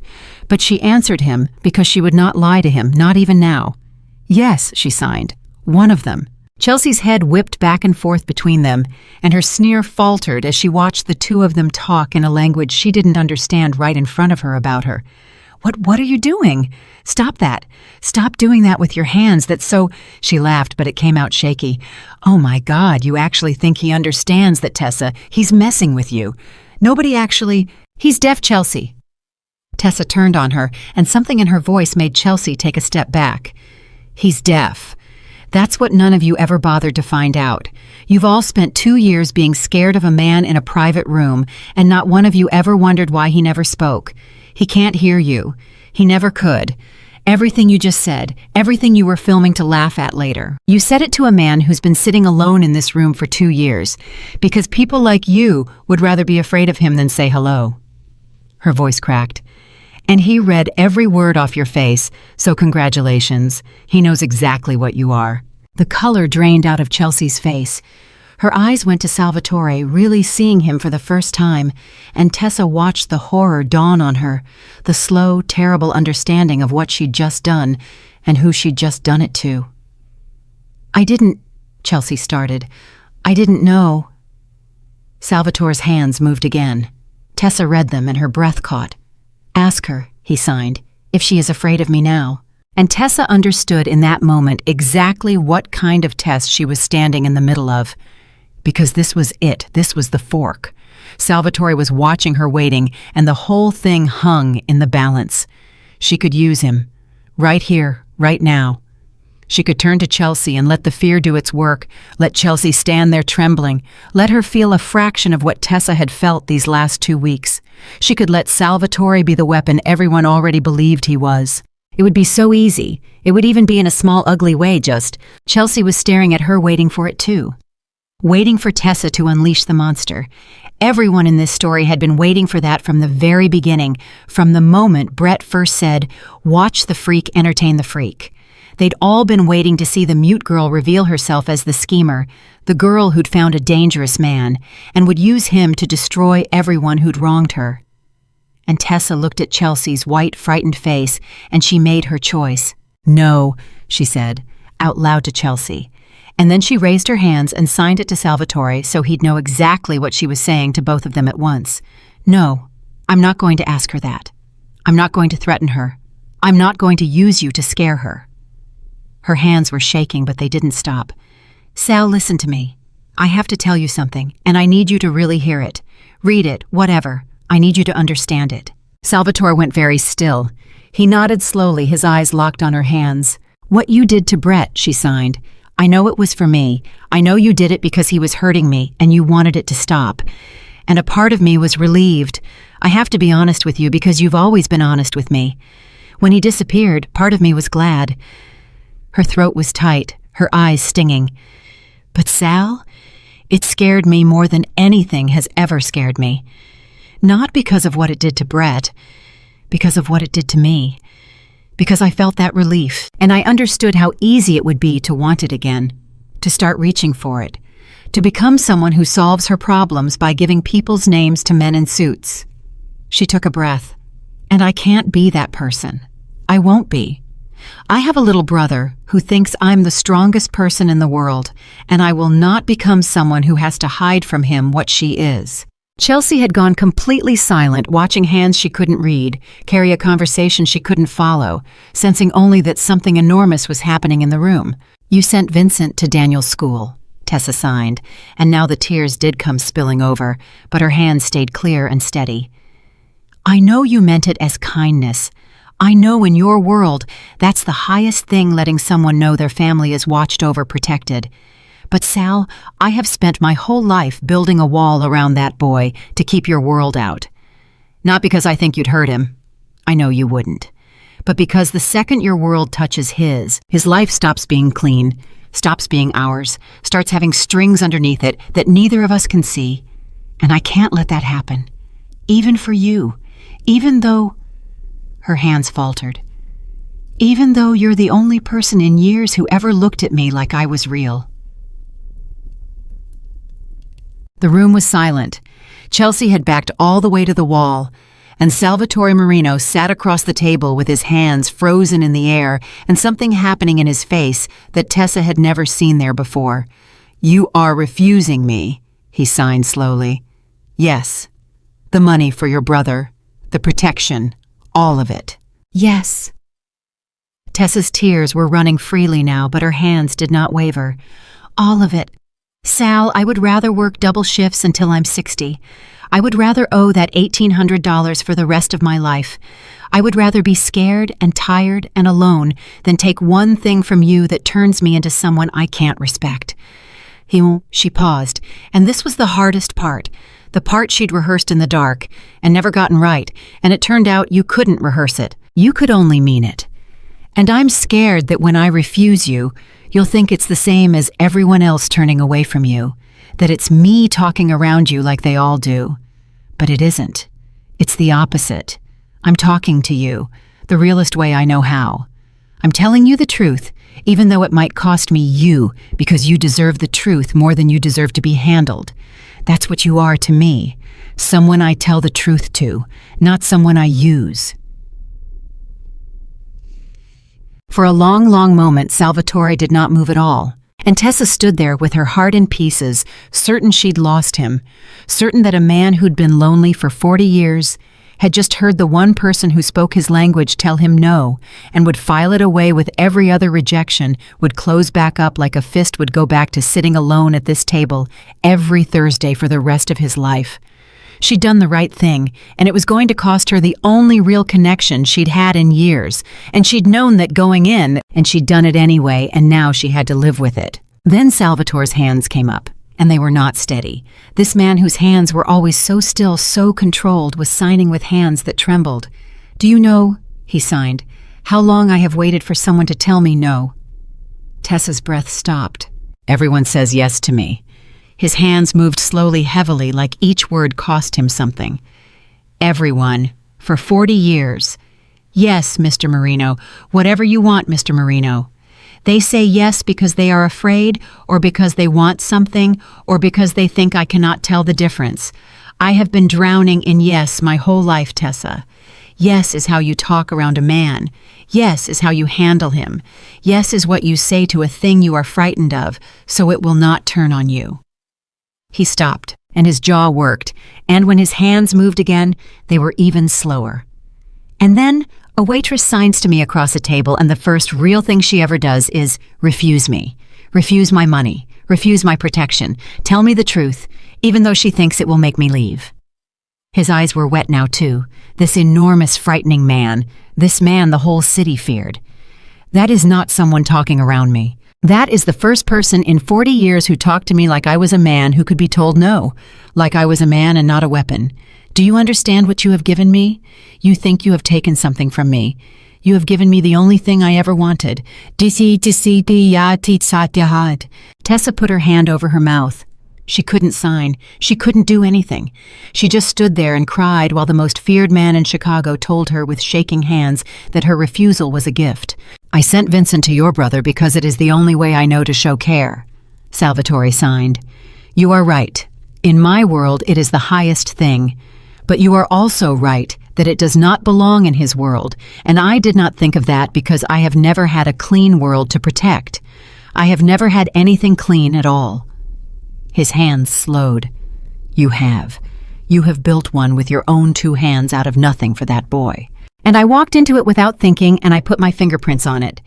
I am sorry. I did not understand what I was touching. Now I do. Sal, I will call Vincent," he signed. No one will ever approach Daniel again. No one will watch him. Your wall stays. I will not put another fingerprint on anything you have built. You have my word, and my word is the one thing in my life that has never been for sale." He paused. "And the money. Keep your no. I will not offer again. Not because I do not want to help, because you have shown me that some help is really only control wearing a kinder face, and I have spent my whole life confusing the two. You just taught me the difference. That is worth more than $1,800. That is worth more than anything I have." And that was the moment, standing in that private room with Chelsea pressed silent against the wall and tears running down both their faces, that Tessa understood the real twist of the whole thing. She'd walked in believing she had to choose between accepting Salvatore's dark power or losing him. She'd been so sure that refusing his world meant refusing him that the no would break them. And instead the no was the thing that made them real. Because everyone in his life had said yes, and the yes had kept him a monster, kept him a weapon, kept him alone. And her no, her clean, hard, frightened no, was the first thing anyone had ever done that treated him like a person capable of choosing to be good. She hadn't lost him by refusing his power. She'd finally reached him. "There is one more thing," Salvatore signed, and his eyes moved past her to Chelsea, still frozen against the wall. His face changed, not to cruelty, to something quieter and more deliberate. "This woman, and the man who ran, and all the others who made your life small. In my world, I would make them disappear, and you would never have to think of them again. That is what I know how to do." His hands paused. "But you have just told me that is not what you want. So I'm asking you, Tessa, because it is your life and not mine. What do you want done? Whatever you say, I will do it, or not do it. Your choice, not mine, for the first time someone else's choice." And there it was, the final test handed to her not as a trap, but as a gift. Salvatore was giving her his power and telling her to decide how it was used, or whether it was used at all. He was putting the weapon down in front of her and stepping back, and she understood that this too was something he'd never done in his life. He'd never once let someone else hold the choice. Tessa turned and looked at Chelsea. Chelsea, who'd filmed her, mocked her, called her trash, called her a schemer, stood in this very room minutes ago and said the cruelest things she could think of to a man she believed couldn't understand. Chelsea, who was now white-faced and shaking and looked like she might be sick, having finally understood that the monster in the private room was a deaf man who'd read her cruelty off her own mouth, and that the mute girl she'd tormented held her fate in her hands. Tessa could destroy her, right now, with a nod. She could nod, and Chelsea would join Brett in whatever silent oblivion Salvatore's world sent people to. And God help her, part of her wanted to. The part that had cried in the walk-in cooler. The part that had lain awake for 2 weeks. The part that was so tired of being small. But she thought about Daniel. About being the strongest person he knew. About the clean world she was fighting to build. And she thought about what Salvatore had just told her, that everyone said yes, that the yes was what kept him a monster. If she nodded now, she wouldn't just be destroying Chelsea. She'd be saying yes to the very thing she'd just refused. She'd be teaching Salvatore that her no had a price that it only applied when it was convenient, that underneath it all she was just like everyone else who'd ever used him. She'd be undoing the one true thing she'd just given him. "Nothing," Tessa said, and signed. "I want nothing done to her." Chelsea made a small sound, a gasp of disbelief. "Sal, I don't want her disappeared. I don't want her scared into leaving town. I don't want your world anywhere near her, because the second it touches her, it's touching me too. It's making me into the person she already thinks I am." Tessa's hands were steady, now steadier than they'd been all day. "What I want is for the truth to come out, the real truth. Not through fear, through people telling it out loud in the light, the honest way. And that's already happening, Sal. There's a boy at the restaurant, Owen, and he's ready to tell everyone what really went on here. What Brett did, how it started, all of it, clean, in the light. That's the justice I want. The kind I don't have to hide from my brother, the kind that doesn't cost me my soul." She looked at Chelsea. "And she can either be part of the truth coming out, or she can be part of what gets swept away by it. That's up to her. but I'm not going to decide her life for her. I'm not going to become the thing everyone in this restaurant already believes I am. I'd rather earn my clean ending even if it takes longer, even if it's harder. Salvatore looked at her for a long moment, and then he did something Tessa had never seen him do. He smiled. Not the distant cousin of a smile from that first night. A real one, full and warm and astonished, the smile of a man who'd just watched someone do the exact thing he'd spent his whole life believing was impossible. "You are," he signed, "the strongest person I have ever met." And Tessa laughed through her tears, because that was exactly what Daniel always said, and hearing it from this man, this frightening, gentle, lonely, changing man, meant that maybe, just maybe, she really was. Salvatore turned his attention to Chelsea. He couldn't speak to her, of course, so he looked at Tessa. "Tell her something for me," he signed. "Okay. Tell her that she is safe, that nothing will happen to her, that the woman she spent 2 weeks calling trash just chose to protect her when I offered to do the opposite." His hands paused. "And tell her that she should think for the rest of her life about what kind of person does that. Because I have known killers with more mercy in them than she showed in this room today, and the only reason she walks out of here untouched is the person she treated the worst. Tell her to remember that." Tessa turned to Chelsea and translated all of it, watching Chelsea's face crumble as she understood. That the deaf mobster she'd feared had wanted to destroy her, and the mute waitress she'd tormented had saved her, and the entire architecture of who she'd decided was the monster and who was the victim had just been turned completely upside down. "Tessa," Chelsea whispered, I'm sorry. I didn't know about any of it. I'm so sorry." "I know you didn't know," Tessa said quietly. "That's the whole problem, Chelsea. None of you ever bothered to know anything. You decided who I was and who he was without ever once asking, and it almost cost you everything. So do what he said. Remember it." She paused. "Now put your phone on the table." Chelsea flinched. "What?" "The phone, the video you were filming. Put it on the table and delete it right now in front of me, and then you can go." Chelsea fumbled the phone out of her apron with shaking hands, opened it, and deleted the video, holding the screen up so Tessa could see it was gone. Then she set the phone down, and she looked at Tessa one more time, and whatever she saw there made her drop her eyes.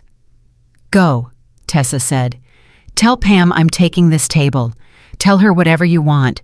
Just go." Chelsea went. The oak door swung shut behind her, and then it was just the two of them again. Tessa and Salvatore alone in the private room, where all of it had started as a cruel joke 2 Thursdays ago. Tessa sat down in the chair across from him, the same chair, and for a moment, neither of them signed anything at all. They just looked at each other, two people the world had spent their whole lives talking around, sitting in the quiet, having finally completely talked to each other. "You could have used me," Salvatore signed at last. "Twice now. Against Brett, you gave me his name, and you were right to be frightened of how easy that was. But just now, against that woman, you had every reason and every right, and you refused. Why? Tell me the real reason. Not the reason about your brother. The reason underneath that one." Tessa thought about it. Really thought about it the way he deserved. And then she signed the truest thing she had. "Because I know what it's like to have someone decide who you are and use you for it," she signed. "Brett decided I was a punchline and used me for a joke. Chelsea decided I was a schemer and used me for a story. My whole life people have looked at my quiet and decided it meant they could do whatever they wanted with me." She paused. "And you, Sal. People decided you were a weapon, a monster, and they use you for it or they run from you for it. But either way, they've decided you're a thing and not a person. And I will not do to anyone what has been done to me. I will not use you as a weapon because that's just deciding you're a weapon, same as everyone else. The only way I know how to tell you that you're a person, really tell you, is to refuse to use you like a thing. Even when it's hard, even when I want to, especially then." Salvatore Marino sat very still, and then he lowered his face into his scarred hands. This enormous, feared man, and his shoulders shook, and Tessa realized he was weeping. She'd never seen anything like it. She sat with him in the quiet and let him, because she understood that some things a person had to feel all the way through, and that a man who'd been called a weapon for 40 years had just been called a person by the one voice he could hear. And that was a thing worth weeping over. When he lifted his head, his eyes were red, and his hands, when they moved, were gentle. "I have been trying to leave that world for 3 years," he signed. "I told you that. And I have failed over and over because I did not have a reason that was strong enough. You do not leave what I was born into for nothing. You need something on the other side worth more than the safety you are giving up." He looked at her. "I think I have been waiting my whole life to meet a reason. And I think today in this room, watching you refuse to become what I am, I finally met it. Not because I want anything from you, because you showed me without meaning to that a person can choose to be good, even when being bad is easier and safer and would feel like justice. If you can do that tired and poor and alone, then so can I. I have no more excuses left." His hands paused. "You did not just refuse my help, Tessa. You showed me how to refuse my own. That is the greatest gift anyone has ever given me." Tessa reached across the white tablecloth slowly and put her hand over his scarred one. It was the first time they'd ever touched. His hand was huge and rough and warm, and it turned over under hers and held on careful, like a man holding something he was afraid of dropping. "Then let's both do it," she signed with her free hand. "The hard way, the clean way. You leave your world, really leave it all the way. And I'll build mine my way with my own 2 hands, no shortcuts, no strings. And every Thursday we meet right here in this room where they tried to make us into a joke, and we tell each other the truth about how it's going. Not victim and monster, not schemer and weapon. Just 2 people who talk to each other." Her hands paused. "Deal." Salvatore looked at their joined hands on the tablecloth, and then he freed his hand gently and lifted both of them and signed one word. "Deal." And somewhere out on the floor, Owen was already walking toward Mr. Delgado's office, his shoulders squared, his jaw, set ready to tell the whole truth in the light, the clean way, the way that wouldn't cost anyone their soul. The kingdom Brett had built on fear was about to come down, but it wasn't going to come down in a parking lot at midnight at the hands of men in suits. It was going to come down the right way, because a scared boy found his courage, because a quiet woman refused to become a weapon, and because the most feared man in the city had just been taught by a waitress who signed to him across a table the difference between the help that lifts a person up and the help that only ever holds them down. Owen didn't knock. He pushed open the door to Mr. Delgado's office, and by the time Tessa found her way back out onto the floor 20 minutes later, the whole thing had already started to unravel. She could feel it the moment she stepped out of the private room. Something in the air had shifted. Servers were clustered near the kitchen in 2s and 3s, whispering. But the whispers weren't about her anymore. They were about Brett. And Delgado's office door was shut, and through the little window she could see Owen sitting across from the owner talking, his hands moving with an urgency she'd never seen in the timid boy at the dish pit. Chelsea was standing near the coffee station, and when she saw Tessa, she didn't sneer. She looked away fast, her face pale, and Tessa understood that whatever had happened in that private room had cracked something open in Chelsea that wasn't going to close again. "What's going on?" Marcus asked, drifting up beside Tessa, his usual smirk gone. "Owen's been in there 20 minutes. Pam looks like she's about to cry. Somebody said the owner's calling corporate." "The truth's coming out," Tessa said quietly. "That's what's going on." She didn't explain more than that. She didn't have to. Because over the next hour, the story came out on its own, spreading from the office to the floor to the kitchen, and it was a very different story than the one Brett had been telling. Owen laid all of it out for Delgado, every piece. The break room setup, the bet on who'd film Tessa first, the plan to humiliate her with the deaf regular. And then once he'd started, he couldn't stop, and the rest came pouring out too. What Brett had done to Renata, the server who'd quit crying 2 summers ago. What he'd done to Cole, whom he'd worked into so many bad sections the kid had lost his apartment. The way Brett had run the whole floor like a private kingdom, threatening people's schedules, playing servers against each other, taking a cut of tips he had no right to. And it turned out Owen wasn't the only one who'd been waiting for someone to go first. The moment word got around that Owen had told the truth, others found their courage too. A line cook named Rosa knocked on Delgado's door and told him about the times Brett had skimmed the tip pool. A dishwasher named Tommy backed up the story about Cole. Even a couple of servers who'd laughed at Brett's jokes for years, who'd stood in that half circle waiting for Tessa to break, came forward now, because it turned out they'd been afraid of Brett too, and Brett being gone meant the fear could finally come off. That was the twist Tessa hadn't seen coming. She'd thought she was the only one Brett had cornered, but cruelty like his was never aimed at just one person. He'd built his little kingdom by making everyone a little bit afraid, a little bit complicit, a little bit ashamed.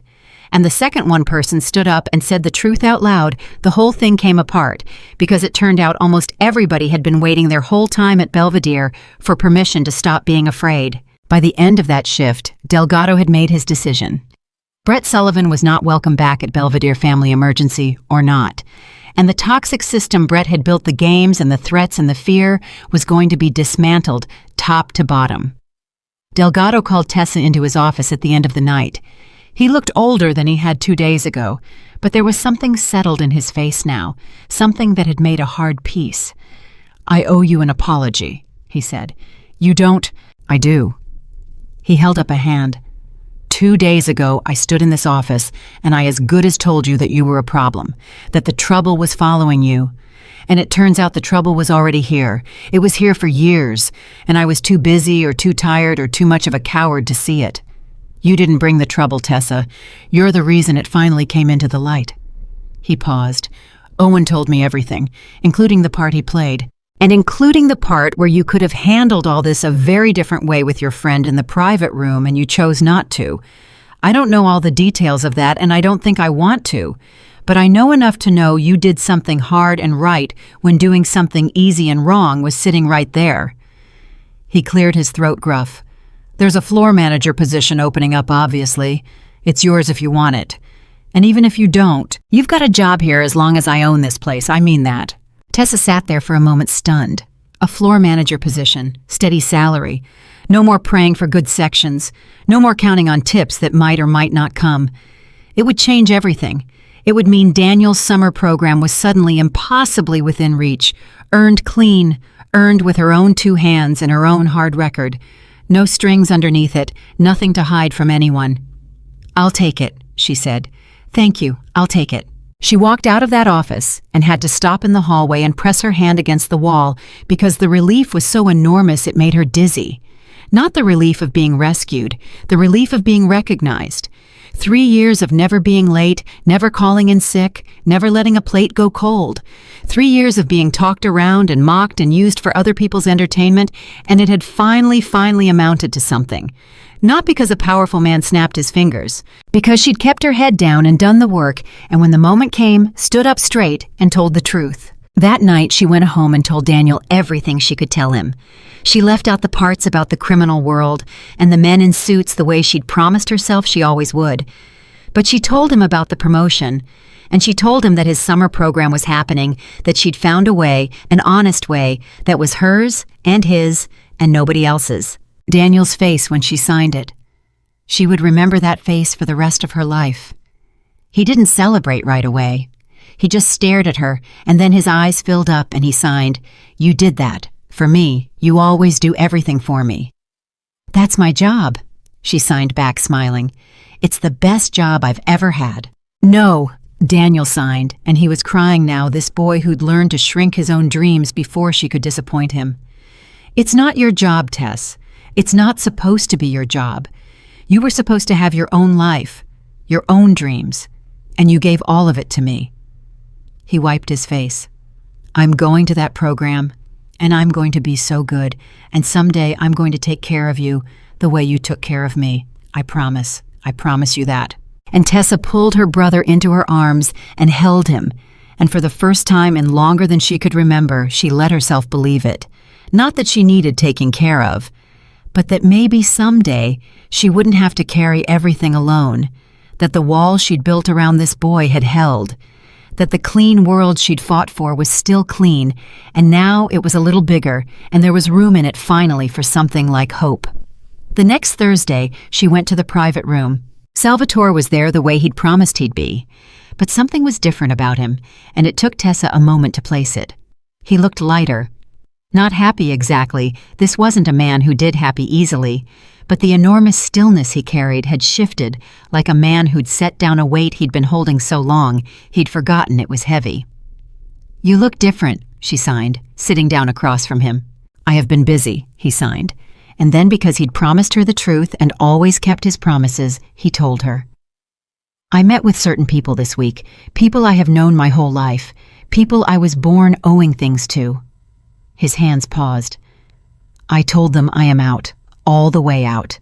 Not stepping back, not slowing down. Out." Tessa's breath caught. "Sal, can you even do that? Is that safe?" "It is never safe," he signed with something almost like humor. "You do not resign from what I was born into and expect a party. There were hard conversations. There will be more. It is not finished, and it will not be finished quickly, and I will not pretend to you that there is no danger in it, because I promised I would never soften the truth for you." He looked at her steadily. "But I am doing it. I have moved my legitimate holdings out of reach of the rest. I have made arrangements. I have spent 3 years failing to leave that world because I had no reason strong enough to justify the cost, and now I have one." He paused. "Not you. Do not think I mean it that way. I will not put that on you, the weight of being someone's reason. You are not responsible for saving me. That was never your job, and I would never ask it." "Then what?" Tessa signed. "What's the reason?" "You showed me I could choose," he signed simply. "That is all. For 40 years I believed I was what I was born to be. A weapon. A monster. A thing men are afraid of. I believed it so completely that I stopped even trying to be anything else. And then a waitress refused to use me as a weapon, and in refusing, she showed me that I did not have to be one. That a person can choose to be good even when being bad is easier. You did not save me, Tessa. You showed me I could save myself. And then it was my choice to actually do it. Mine. The first real choice I have made in 40 years.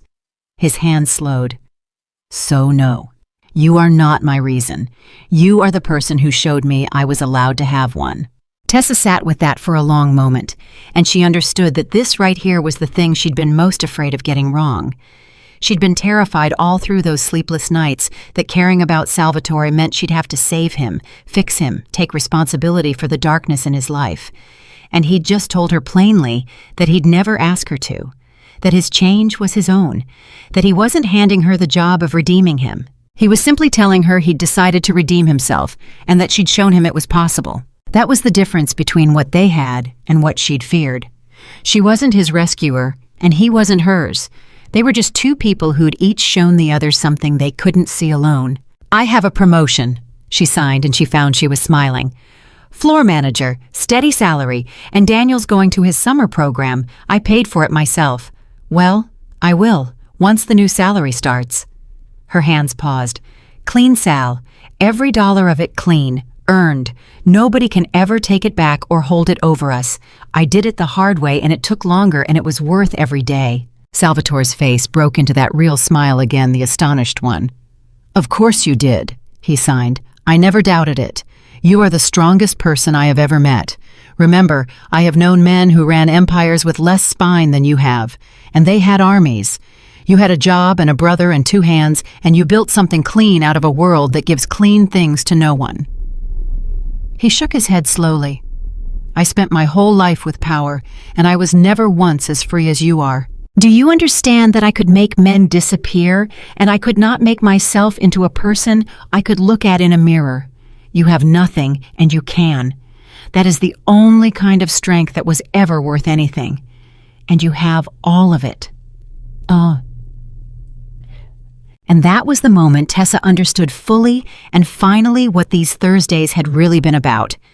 Not a poor waitress being lifted up by a powerful man, not a fairy tale, not a rescue. It had been the other way around the whole time.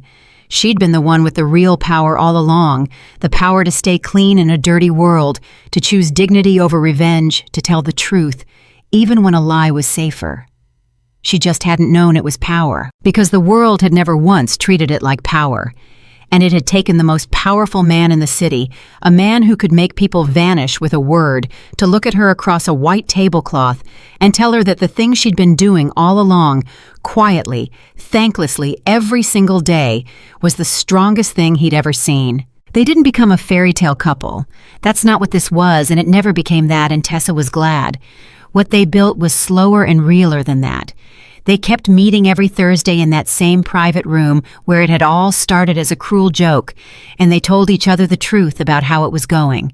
Some Thursdays the news was good. Some Thursdays Salvatore came in looking gray and worn because leaving his old world was every bit as dangerous and slow and ugly as he'd warned her it would be, and there were weeks it nearly pulled him back under. But he never went back under, because every Thursday there was someone waiting in that room who talked to him instead of around him, who told him the truth, who reminded him with her whole clean, stubborn life that a person could choose. And Tessa built her world the way she'd always meant to. She was good at being floor manager, better than Brett had ever been, because she ran the floor the opposite of how he had, with respect instead of fear. Owen stayed on, and she made sure he knew that his courage was the thing that had brought the whole rotten kingdom down, that the scared boy at the dish pit had turned out to be braver than any of them.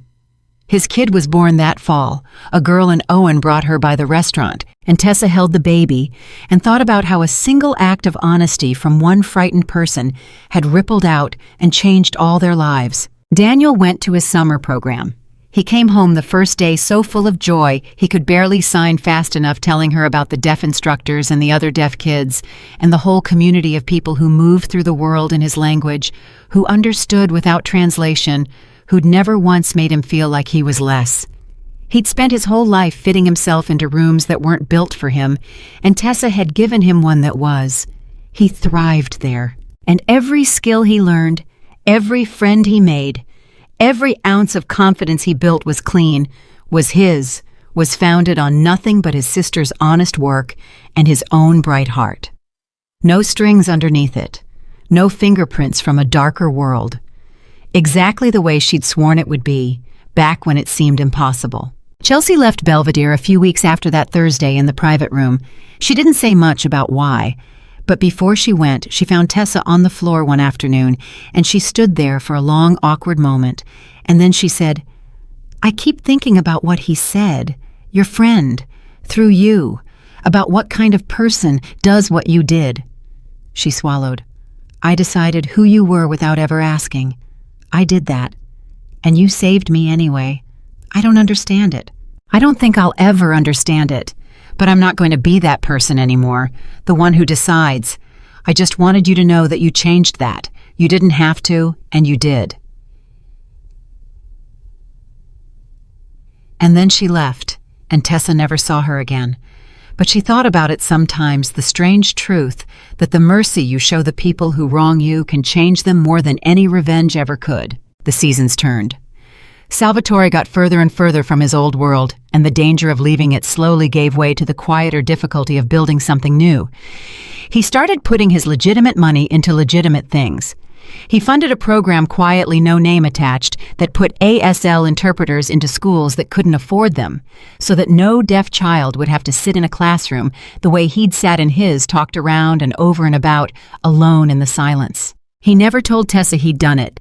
She found out by accident months later when Daniel came home talking about a new interpreter at a friend's school funded by some anonymous foundation, and Tessa put the pieces together and understood and cried and never said a word about it to Salvatore, because she knew that a gift given in silence was the purest kind, and that he'd finally learned the difference between the help that lifts a person up and the help that only holds them down.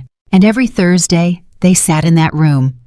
Two people the world had spent their whole lives talking around who had finally completely talked to each other. Not victim and predator the way the whole restaurant had once seen it. Not schemer and weapon the way the lie had painted it. Not even rescuer and rescued the way a lesser story would have ended it. Just two equals connected by understanding, sitting across a white tablecloth, telling each other the truth with their hands. One Thursday, near the end of a long, good year, Salvatore signed something that Tessa carried with her for the rest of her life. "When I first saw you sign to me," He told her, "I thought you were the answer to being alone. I thought God had finally sent me someone to fill the silence." His hands paused. "I was wrong. You did not fill the silence, Tessa. You taught me the silence was never the problem. Being alone was never the problem. The problem was that I had let the world convince me I was a thing, and things cannot choose, and things cannot be good, and things are always, always alone. You did not fill anything. You reminded me I was a person, and a person is never really alone because a person can always choose to reach out a hand." He reached across the table and put his huge scarred hand over her small one, the way they'd done 100 Thursdays now. "You reached out your hand to a man everyone else ran from, and it did not save me. It did something better. It showed me I was worth saving, and then it stepped back and let me do it myself. That is the greatest thing anyone has ever done for me, and I will spend the rest of my life being worthy of it." Tessa turned her hand over under his and held on. She thought about the girl she'd been 2 years ago. The exhausted waitress mocked for being cold, learning sign language alone in the dark. For a brother, the world had written off carrying everything by herself because there was no one else to carry it, invisible to everyone, used by anyone who thought her silence made her weak. That girl had walked into a private room expecting to be humiliated, and she had signed to a lonely man instead. And in doing so, she had discovered the one thing no one had ever told her, that her quiet was never weakness. Her quiet was strength, holding its breath, waiting for the moment it was needed. That the very thing they'd mocked her for, the thing they'd tried to use against her, the deaf brother and the learned language and the careful silence, was the exact thing that reached a man no one else in the world could reach. That everything she'd thought was her burden had been her gift all along. She had refused the money. She had refused the protection. She had refused to become a weapon. Refused revenge, refused every easy, dark shortcut a powerful man had laid at her feet. She had chosen dignity over destruction, truth over fear, the hard, clean path over the easy, dirty one, every single time, even when it cost her, even when it terrified her. And it had cost her nothing in the end. It had given her everything: a brother who was thriving, a job she'd earned, a world that was clean, and a friend and equal who had learned from her the most important thing a person can learn, which is that no one is only what the world decides they are. The coworkers had set up a poor waitress with a deaf mafia boss to humiliate her. That was the joke. That was how it began, in cruelty in a break room with a bet on who could film her breaking down first. They had been so certain they knew how it would end. They had been wrong about all of it. Wrong about her, wrong about him, wrong about what happens when you put two people the world has thrown away in a room together and expect them to break. Because the quiet ones are not weak. The feared ones are not always monsters, and a single act of kindness offered without pity and without fear to a person everyone else has given up on can turn a cruel joke into the truest thing either of them has ever known. Tessa Walker had walked into that room with nothing, and she had walked out with everything that mattered, and she had done it all without ever once betraying who she was. That was her victory. Not the man, not the money, not the promotion. The fact that she had gone through the fire and come out the other side still herself, still clean, still strong, still able to look her brother in the eye when he called her the strongest person he knew. And she was. She always had been. It just took the whole world trying to break her for her to finally believe it. 2 years after the Thursday that changed everything, Daniel Walker stood on a stage. He was 19 now, and he was not the frightened boy who'd come home with a black eye once, or the kid who'd learned to shrink his own dreams before his sister could disappoint him. He stood at a podium in front of 300 people in a hall rented by the community college, and he was about to give the closing address at the graduation ceremony for the advanced ASL program. He had been chosen by the deaf instructors, chosen by his peers, chosen because in 2 years he had become one of the brightest students the program had ever seen. And down in the front row in the seat he'd reserved for her sat the person he was about to talk about. Tessa didn't know he was going to talk about her. He'd kept it a secret the way she'd once kept so many secrets from the world, and she sat there in her one good dress, with her hands folded in her lap, so proud of him she could barely breathe, having no idea what was coming. Daniel raised his hands. An interpreter beside him spoke his signs aloud for the hearing members of the audience, but Daniel wasn't signing for them. He was signing for the deaf faces in the crowd, and for one hearing face in the front row that could read every word. When I was 4 years old, he signed, "A fever took my hearing. I don't remember the sound of anything. Not music, not my own name, not my mother's voice." He paused. "But I remember the silence after, and I remember being terrified of it. Because silence when you're a little kid and nobody around you knows how to reach you isn't peaceful. It's a cage. You're locked inside yourself, and everyone you love is on the outside. And you can see their mouths moving, and you can't get to them, and they can't get to you, and you start to believe you're going to be alone in there forever." The hall had gone completely still. Tessa felt her chest tighten. "There was one person who refused to leave me in that cage," Daniel signed. "She was 14 years old. She was a kid herself. And every night after our mother had given up, after the school had given up, after the whole world had decided a deaf kid wasn't worth the trouble, my sister sat on the edge of my bed and taught herself my language one sign at a time so that I would never be alone in the silence again." His hands slowed. She didn't have to. Nobody would have blamed her if she hadn't. She was exhausted. She was poor. She was carrying our whole broken family on her back. And she spent the hours she should have spent sleeping, learning how to say "I love you" with her hands so that a scared little boy wouldn't have to grow up in a cage. Tessa's vision blurred. She pressed her hand to her mouth. "For years, I thought I was the one she saved," Daniel signed. "And I was. But I want to tell you something I've learned standing here looking back at all of it. My sister didn't just teach herself sign language for me. She taught herself a whole way of seeing people. She learned to look at someone the world had thrown away, someone locked in a silence nobody else would enter. And she learned to walk into that silence and say, 'I see you. I'm here. You are not alone.'" He paused, and his eyes found Tessa's in the front row. "And she did it for me first, but she didn't stop with me. Because a person who learns to do that really learns. It doesn't just do it once. They do it for the rest of their life. They do it for anyone the world has decided to talk around. My sister has a gift, and the gift isn't sign language. The gift is that she refuses to let anyone be invisible, and I got to be the first person she ever gave it to." He had to stop for a moment. So did half the room. And Tessa sat in the front row and wept because her little brother had understood something about her that she'd never fully understood about herself.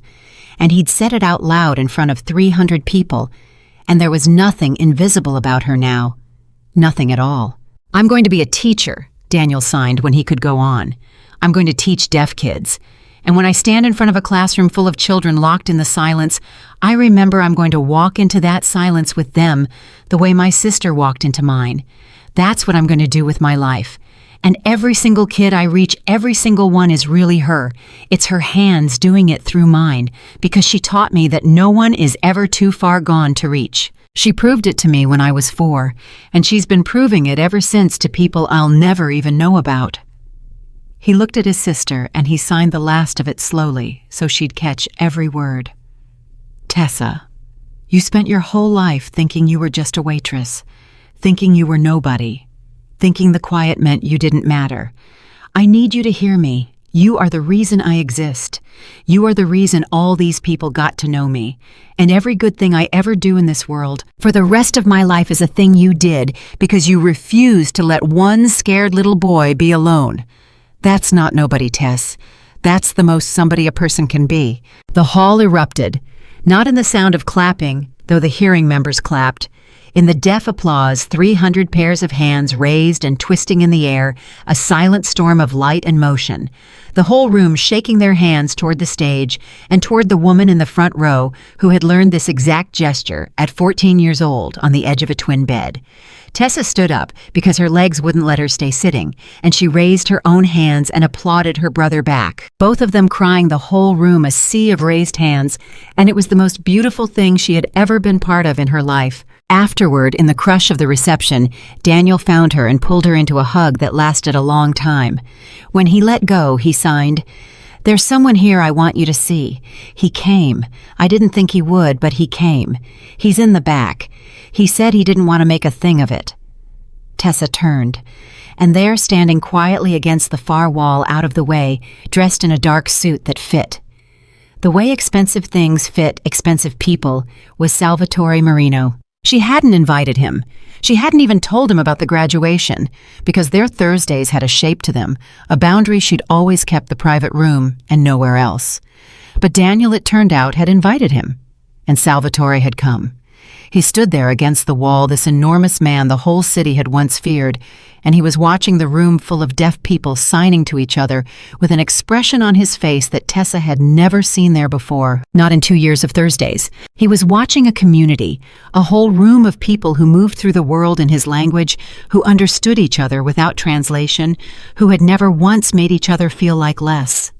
He was seeing for the first time in his 60 years of life what it might have looked like if the world had reached into his silence instead of leaving him in it. And his face, that guarded, careful face that had spent 40 years reading rooms to know if he was safe, was doing something it had never learned how to do properly. It was simply openly feeling. Tessa crossed the room to him. "You came," she signed. "Your brother asked me," Salvatore signed. "He found a way to reach me. He is resourceful, that one, like his sister."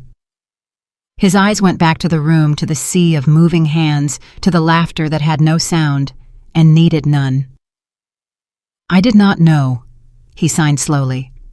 "In 60 years, I did not know that this existed. A room like this, people like this. I spent my whole life believing the silence was a prison, a thing that happened to me that isolated me, that made me strange and frightening and alone." His hands paused. "And here is a whole room of people who live in the same silence, and it is not a prison for them. It is a home.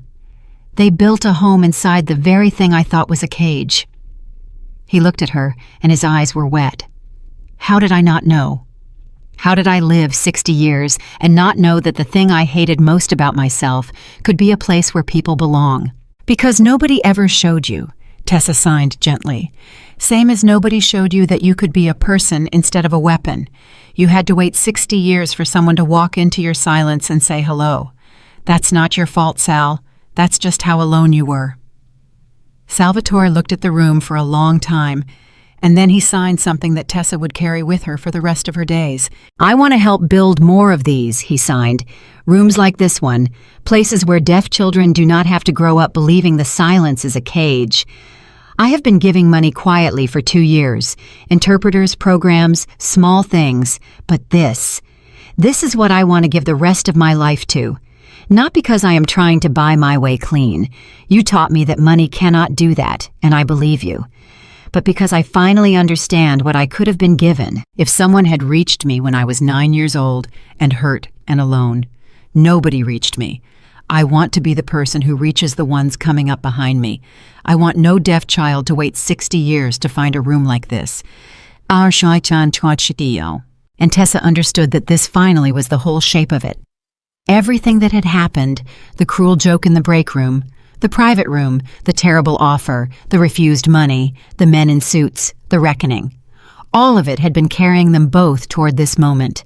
Toward a man who'd spent his life as a weapon, discovering that his deepest wound could become the thing he used to heal others. Toward a woman who'd spent her life invisible, learning that the quiet thing she did in the dark for one boy could ripple out and change the world.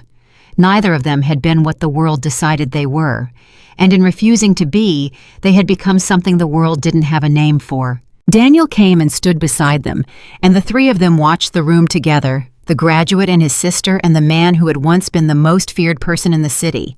3 people the world had thrown away, standing in a room full of light and moving hands, none of them alone. "He's going to help me," Daniel signed to Tessa, nodding at Salvatore. "With the school I want to start. Someday. When I'm older and I've taught for a while. A school for deaf kids, where every single teacher signs, where no kid ever sits in a classroom feeling invisible." His face was shining. "He says he'll help me build it. Clean, Tess," he promised, "all the way clean, because he says you'd never forgive either of us if it wasn't." Tessa looked at Salvatore, and Salvatore looked back at her, and he signed, "Clean, every brick of it, on my word, and my word is the one thing in my life that was never for sale. You taught me the difference between the help that lifts a person up and the help that only holds them down. This help lifts. I promise you, this help lifts." And Tessa believed him, because she'd watched him change Thursday by Thursday from a man who solved problems by making people disappear into a man who wept in a graduation hall at the sight of children being reached. She'd watched him leave a world you don't leave, slowly, dangerously, all the way, because a waitress had shown him he was allowed to choose. She'd watched the most powerful man she'd ever known learn that the only power that was ever worth anything was the power to be good when being bad was easier. He wasn't going to put a single fingerprint on Daniel's dream that wasn't clean. She knew it the way she knew her own name. That night after the reception, after Daniel had gone off with his classmates to celebrate Tessa, and Salvatore stood outside the hall in the cool evening, and for a moment neither of them signed anything at all. They just stood in the quiet, the way they'd sat in the quiet 100 Thursdays now, two people who'd finally learned that quiet was never the enemy. "Can I tell you something?" Tessa signed finally. "Always." 2 years ago, I walked into that private room expecting the worst day of my life, she signed. Brett set it up to break me. Everyone was waiting to watch me fall apart. And I remember standing outside that oak door thinking, whatever happens in there, don't let them see it land. That was all I wanted. Just to survive it. Just to not give them the satisfaction. Her hands slowed. And instead I found you. And you found me. And two people who were supposed to be a cruel joke turned into the best thing that ever happened to either of us. She looked at him. "I keep thinking about how close I came to never opening that door, to calling in sick or quitting before Brett could ruin me, or just breaking down the way they wanted. I keep thinking about all the ways it could have gone where I never signed to you, where you sit alone in that room for another year, where Daniel never gets his program, where none of this exists." She shook her head. "And the only reason any of it happened is that I decided standing outside that door that I wasn't going to let them break me. That's it. That's the whole thing. One decision to keep my head up when everyone wanted it down." Salvatore was quiet for a moment. Then he signed, "That is not a small thing, Tessa. That is the only thing. Everything good in both our lives came from one moment when you refused to be broken. Do you understand how rare that is? Most people break. The world pushes and they fold, and who could blame them? But you did not fold. Not that night. Not any of the nights after when I offered you every easy dark way out and you refused all of them. You have been refusing to break your whole life. It is the truest thing about you." He paused. "And it saved a deaf man who did not know he was worth saving. It saved a boy who is going to save hundreds more. It is going to build a school. All of it from one girl outside a door deciding to keep her head up." He reached out and put his huge scarred hand on her shoulder, gentle, careful, the way he touched everything that mattered to him. "Do not ever believe again that you were nobody.